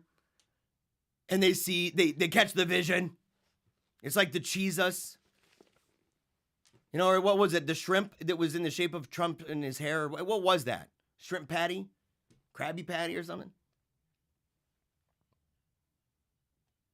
People see it all the time, but the combination of occult, mystical, Masonic, and pseudoscientific views with esoteric Christianity would have been instantly comprehensible to Americans in the 1830s, 1880s, and 1970s. I follow the argument of Dr. Gary North in his book, The Philadelphia Conspiracy or Political Polytheism, where he talks about the Founding Fathers, the Federalists, and how the champions of the Federalist system, that they would have understood that kind of Christianity big time. That would have never weirded them out. They'd been like, oh, yeah. We totally are down with that. But such a package of esoteric beliefs is so persistent a theme of American religion that it constitutes a separate tradition running parallel to better known and much larger schools, and look at this, of liberal Protestantism, evangelical enthusiasm, or the Catholic heritage. And so it's not new. In fact, this has been with us for a very long time.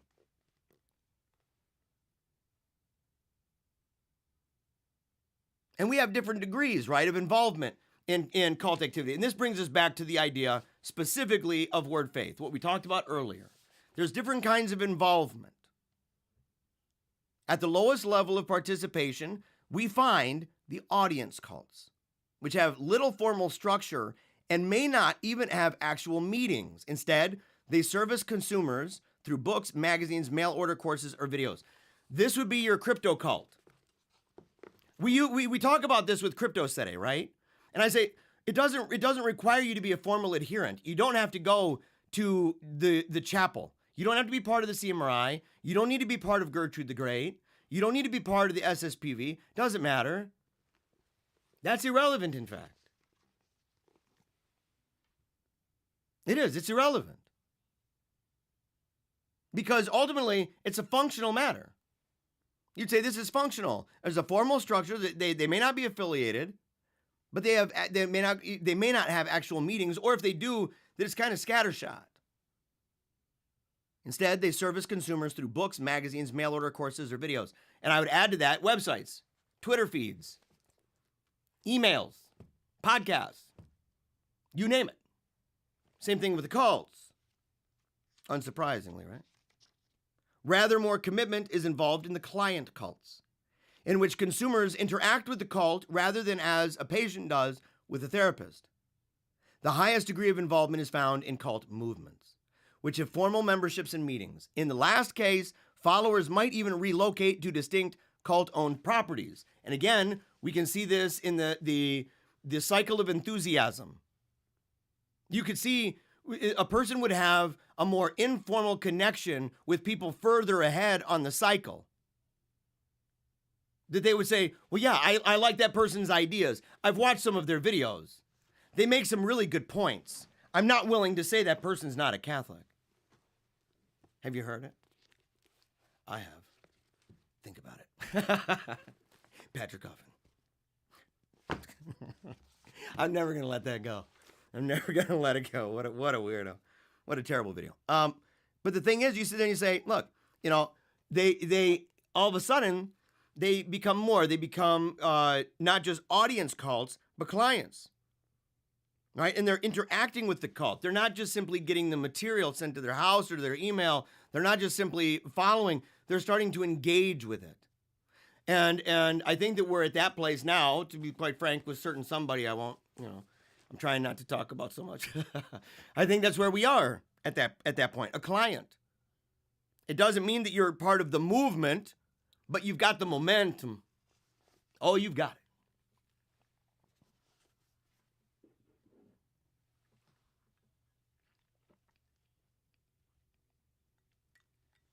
Let's see. Unorthodox ideas can be very widespread through audience cults, though without much measurable participation or affiliation. That is, again, we know that's true, right? And you can point out, for instance, the idea of astrology, channeling, reincarnation, neo-paganism, goddess spirituality, sedevacantism. It's true. It's true. There's not... The influence is vast. They're mockingbirds talking about astrology, talking about, hey man, what's your sign, bro? But they're not part of, the Unarian cult, which that'll be fun to talk about. That's some weird stuff. But yet they might be into that kind of thing. Astral projection. They might be into palm reading. And yet maybe they're not set up and being like, well, I'm with somebody who's a practitioner and I'm like really, really devoted. So you can believe in that sort of thing, be influenced by that sort of thing, believe that that's just out there and real. That would be one kind. Same thing with the word faith. You say, word faith, these are people who might simply turn on the TV and they're down. They get the emails, they get the magazines sent to their home, they're constantly turning it on, at the nursing home and stuff. So or on the radio and doing that. Remember an old Crouch? But then you've got the group where it becomes more affiliated, where they're actively engaged in things. They're starting to go to events or meetings. You could start to see that with my grandfather, where he started to go to the Christian Businessmen Association. I've talked about that before. And enthusiasm. you're more involved. You get more involved with that. You're showing up, maybe even secretly, nervous to tell grandma. And that happens. I'm not trying to judge him. Okay? In fact, I love him. I love my grandma. I miss both of them. But the thing is that you can get to that place where you're starting to engage and you're starting to recognize the affinity that you have. It's not just simply that you're reading or lurking, but you're actively involved with it. And then, of course, the full-throated card-carrying individual that is part of the movement. And you don't just start up. You're not part of that. You can see the momentum building, right? And in fact, it's not even necessarily oftentimes that they suddenly become convinced and become part of the movement. It's a self-realization. It's a creeping in. They don't want to astonish their friends and family, much less themselves, with the sudden change. It's normally glacial. That's normal.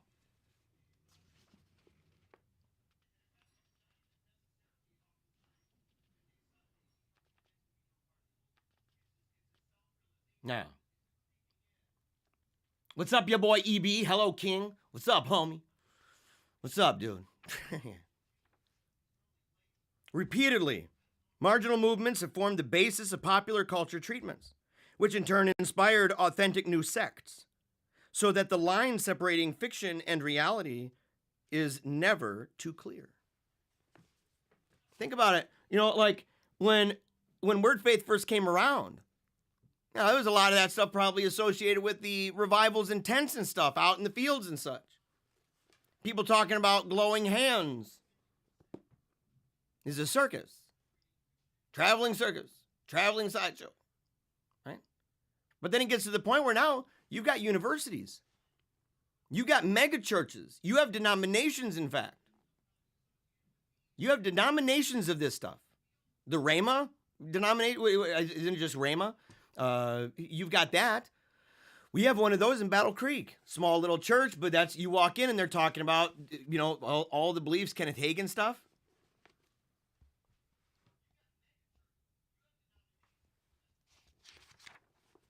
But we see this. We see the resurgence of it. You know how many people are on the right, in the right wing right now, are impacted, and the left, right, with the feminism stuff, this kind of neo-pagan stuff, goddess worship and neo-paganism and all that. And you see the horseshoe, both theologically and politically, where the ends are not necessarily so much in a contrast, completely apart, but at the other ends of a horseshoe that in some ways kind of resemble more of each other than the people who are so-called center. The vast majority of people holding New Age beliefs do not identify themselves as representing a distinct denomination. The same is true with word faith. They would not. They'd say, well, I'm just Christian. And they would really believe that. They'd say, oh, no, I'm just a Christian person. That's all. I just believe in the Bible. The fact that fringe religious ideas are not expressed in formal organizations or churches does not necessarily mean that they are unimportant. In fact, that would be an immensely significant statement about the national religious consciousness, whether or not the change has been reflected in the membership rolls of people, for example, that believe in reincarnation. And so you have people who may believe this stuff. And this is one of those, like, it's more, the word faith folks, they really do follow kind of that Zinzendorfian model. Wesley, right? That says, look, I'm not so much about trying to create a superstructure. I'm more about the experience of this. I'm more about kind of integrating the theology and getting it into various groups all over. Infiltration.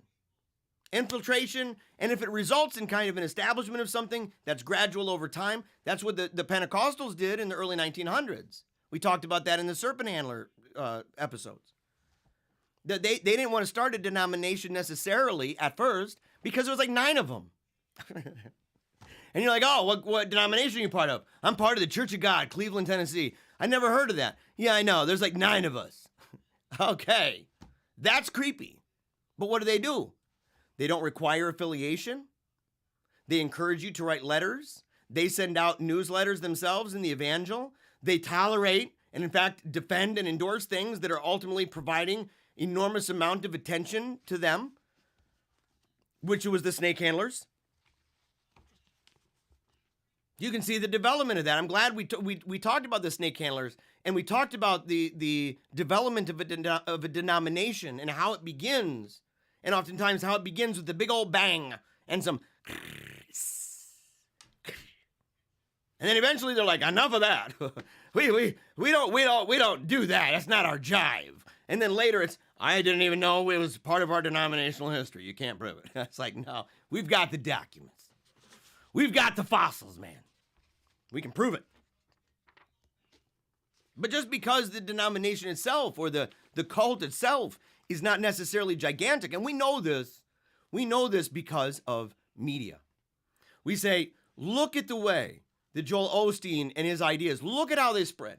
Look at how T.D. Jakes, how his ideas spread. Look at how Joyce Meyer and her ideas spread. Look at them. They have megachurches, that's true.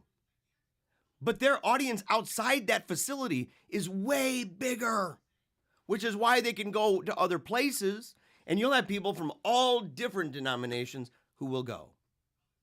In that regard, it is more like John Wesley. It is more like the Moravian experience. It is more like that experientialism that says it doesn't matter what group, Pentecostal charismatic people, that say it doesn't matter what denomination you are. That's one of my criticisms against charismatic Catholics, is saying they didn't care that this started in Kansas with some weird lady and visions and experiences and stuff. They don't care that it was this wildly outrageous guy. Wasn't it the same guy? Was it Parham or is that Branham? I forget which one that was saying that his hand would glow. I don't think it was Parham. You know, that it went through Azusa Street, that turned into a thing that started to just flat out deny the Trinity, rebaptizing in the name of Jesus only with their modalism. David Wilkerson and his wildly inaccurate prophecies, and by that I mean a false prophet, and by that I mean in the Old Testament, he'd be stoned to death. Big rocks to the face. And it doesn't matter. Yeah, that really does, actually. We should talk about that. Let's talk about it. Yeah, it's one of those John Cena, right? Pulling out, are you sure about that? You know, like, it's one of those. You never know. Sociologist Reed Bain, he said a cult has a revered, almost sacred leader symbol. Okay. Talks about, let's see, it contains mystical elements which provide escape mechanisms for many of its followers. Its proponents and adherents often show delusions of persecution and grandeur. Its opponents indulge in heresy hunting and vitriolic condemnation. There are numerous bitter feuds and fanatic factions within the fold, symbolism, ritualism, and logical confusion. These things abound. It flourishes upon dogmatic denial of the ordinary postulates and methods of natural science. Well, that sounds fine and dandy. The problem is, as he points out, we're coming to a close here. And remember, as soon as this is over, head on over the description below. Click that link. Get Telegram. It's free. Join that Telegram chat. We're going to go over, as soon as this is over, we're going to hop on the video chat and continue it for a little while over there with questions and comments. But the problem is that they need to be able to distinguish between zeal, which is laudable, and zealotry, which is undesirable. And that in some ways these are subjective, especially within the context of an American system that is the secular space. It doesn't take a position. It doesn't have any biases. Which mainstream? If we talk about the idea of the definition of cults, creationism, the imminent second coming of Christ, the Pope, beliefs could be described as eccentric or extreme from some points of view. But no belief held by so large a proportion of the people can properly be relegated to a religious margin. What is normal? And this is a question that this just goes back to the debate about the invincible argument with inescapable conclusions. Inescapable. By what authority? In whose name do you come? And how can I know? How can I know? When you hear people come to you and they try to bedazzle you with something new, or they try to say that what, you guys, this isn't the true Catholic faith anymore. It comes both directions. It's not the true Catholic faith. You need to come over. We have ministers with extraordinary mission. Oh, you do? You got Moses over there? Show me the miracles, homie. Show me the miracles. And where's your ordinary? You don't have an ordinary? You don't have the preconditions wherein infallibility can be preserved, can be recognized, can be advanced in space and time? That tiny little chessboard you got over there, that freaky deek little place? You think that in 2022, 1960, you think that those places, that the church has gotten to a point where you can't see it, you can't find it, you got to go looking around? Yeah, the saints hate that. The saints condemn that for very good reason, and for reasons that apply no matter which side of the spectrum people are coming from. But it falls back on the need to understand an authority, to say, what is authority here? Otherwise, you are left, truth be told, with the idea that, well, I have personal prejudices against cults and groups, and I'm going to call them cults and groups, but a lot of those descriptions might in fact apply to me. But because of history, I found myself within the majority. I've done enough good that I'm no longer in that group. The mere fact that nobody can really say anymore that Pentecostalism is a cult, that Catholicism is a cult, goes to show that you, for various reasons, you get big enough, and we're going to see it repeatedly, including word faith. Including word faith. Because those ideas that they have are so fringe. They're terribly fringe. We all know it. It's true. There's no doubt about it.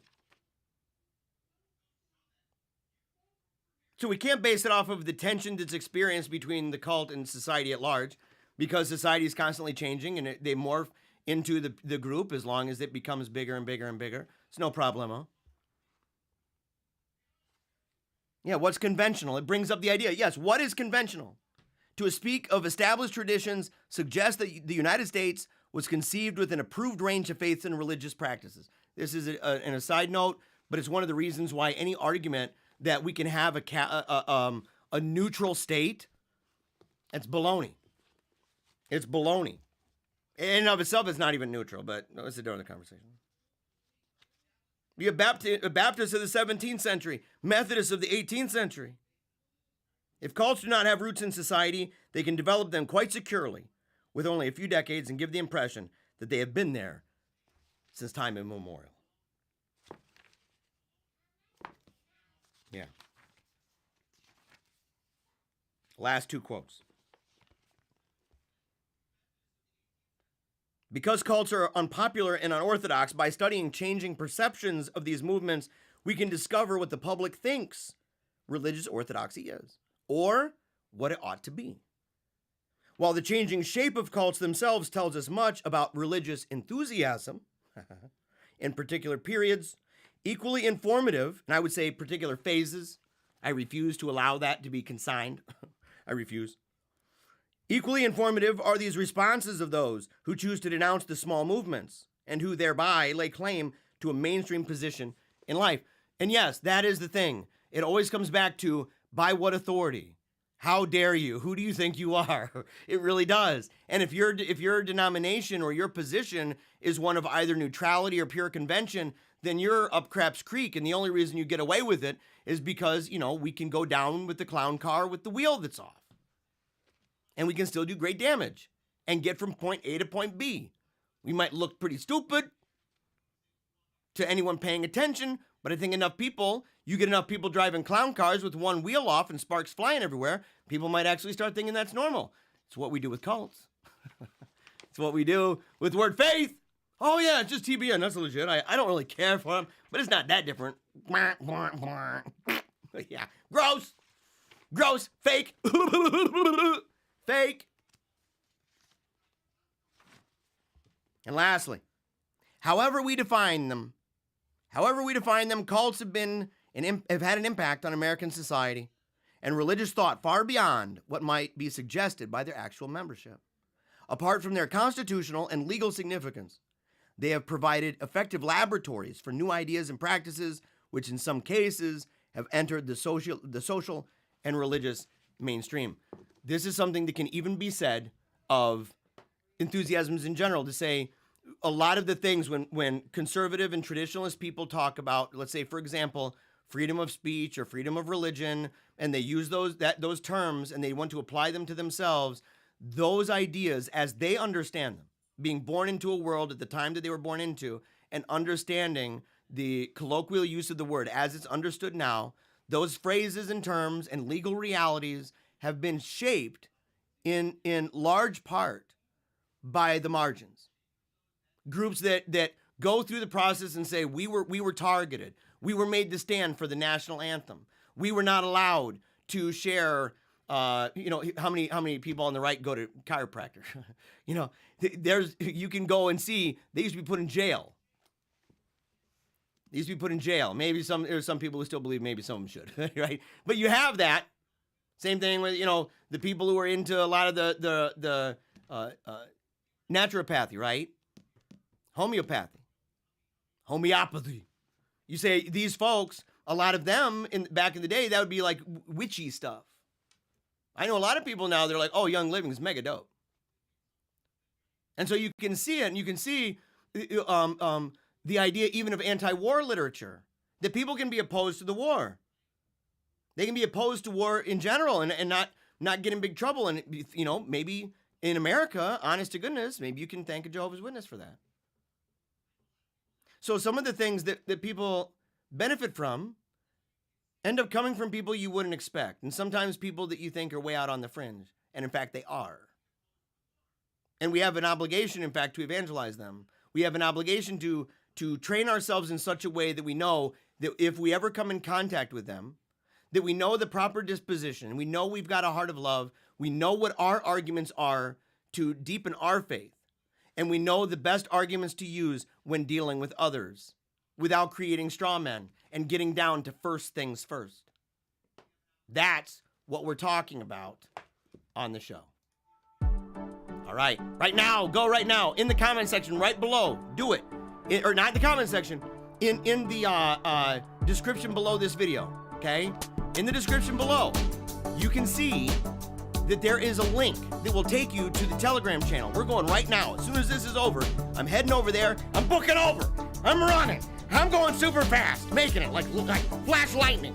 I'm going to make it over there. We're going to crank it up, and we're going to have a good time. Continue the show. It's the Afterglow party here with PaleocratDiaries. Remember, we have a lot going on over there, okay? Book club, Wolfpack prayer chain. We got Deacon Joe, his corner. Totally awesome guy, right? Resource page. You've got Reason and Theology. That's over there. Tons of awesome stuff. Tons of great stuff. And the Wolfpack chat is number one, son. Awesome conversations, awesome debates. And we do Skype calls, like live chats with a bunch of people every day. I'm in there every day. Ask them. I'm there sometimes during the day, sometimes during the night, late night chats, and we'll go for over an hour. Sometimes 2 hours, and we'll debate topics. We'll talk about even stuff like relationships, media, books, poetry, marriage, raising children, debates, theological, philosophical, you name it. And we share some memes too. If you like interview speeches, anything else like that, make sure to go over right now, PaleocratDiaries@gmail.com. And rather than tell you to go to my Patreon, which of course you can do if you'd like, I want to encourage you to support Meaning of Catholic as an apostolate. It benefits me too. And I want to show that I'm really grateful. I'm grateful for Tim. I'm grateful for the entire gang. I'm grateful just for the opportunity to get to know you and get to learn and grow with you in our Lord. Till next time, never give up. Keep on smiling. And memento mori. I wanted to make people dream bigger thoughts.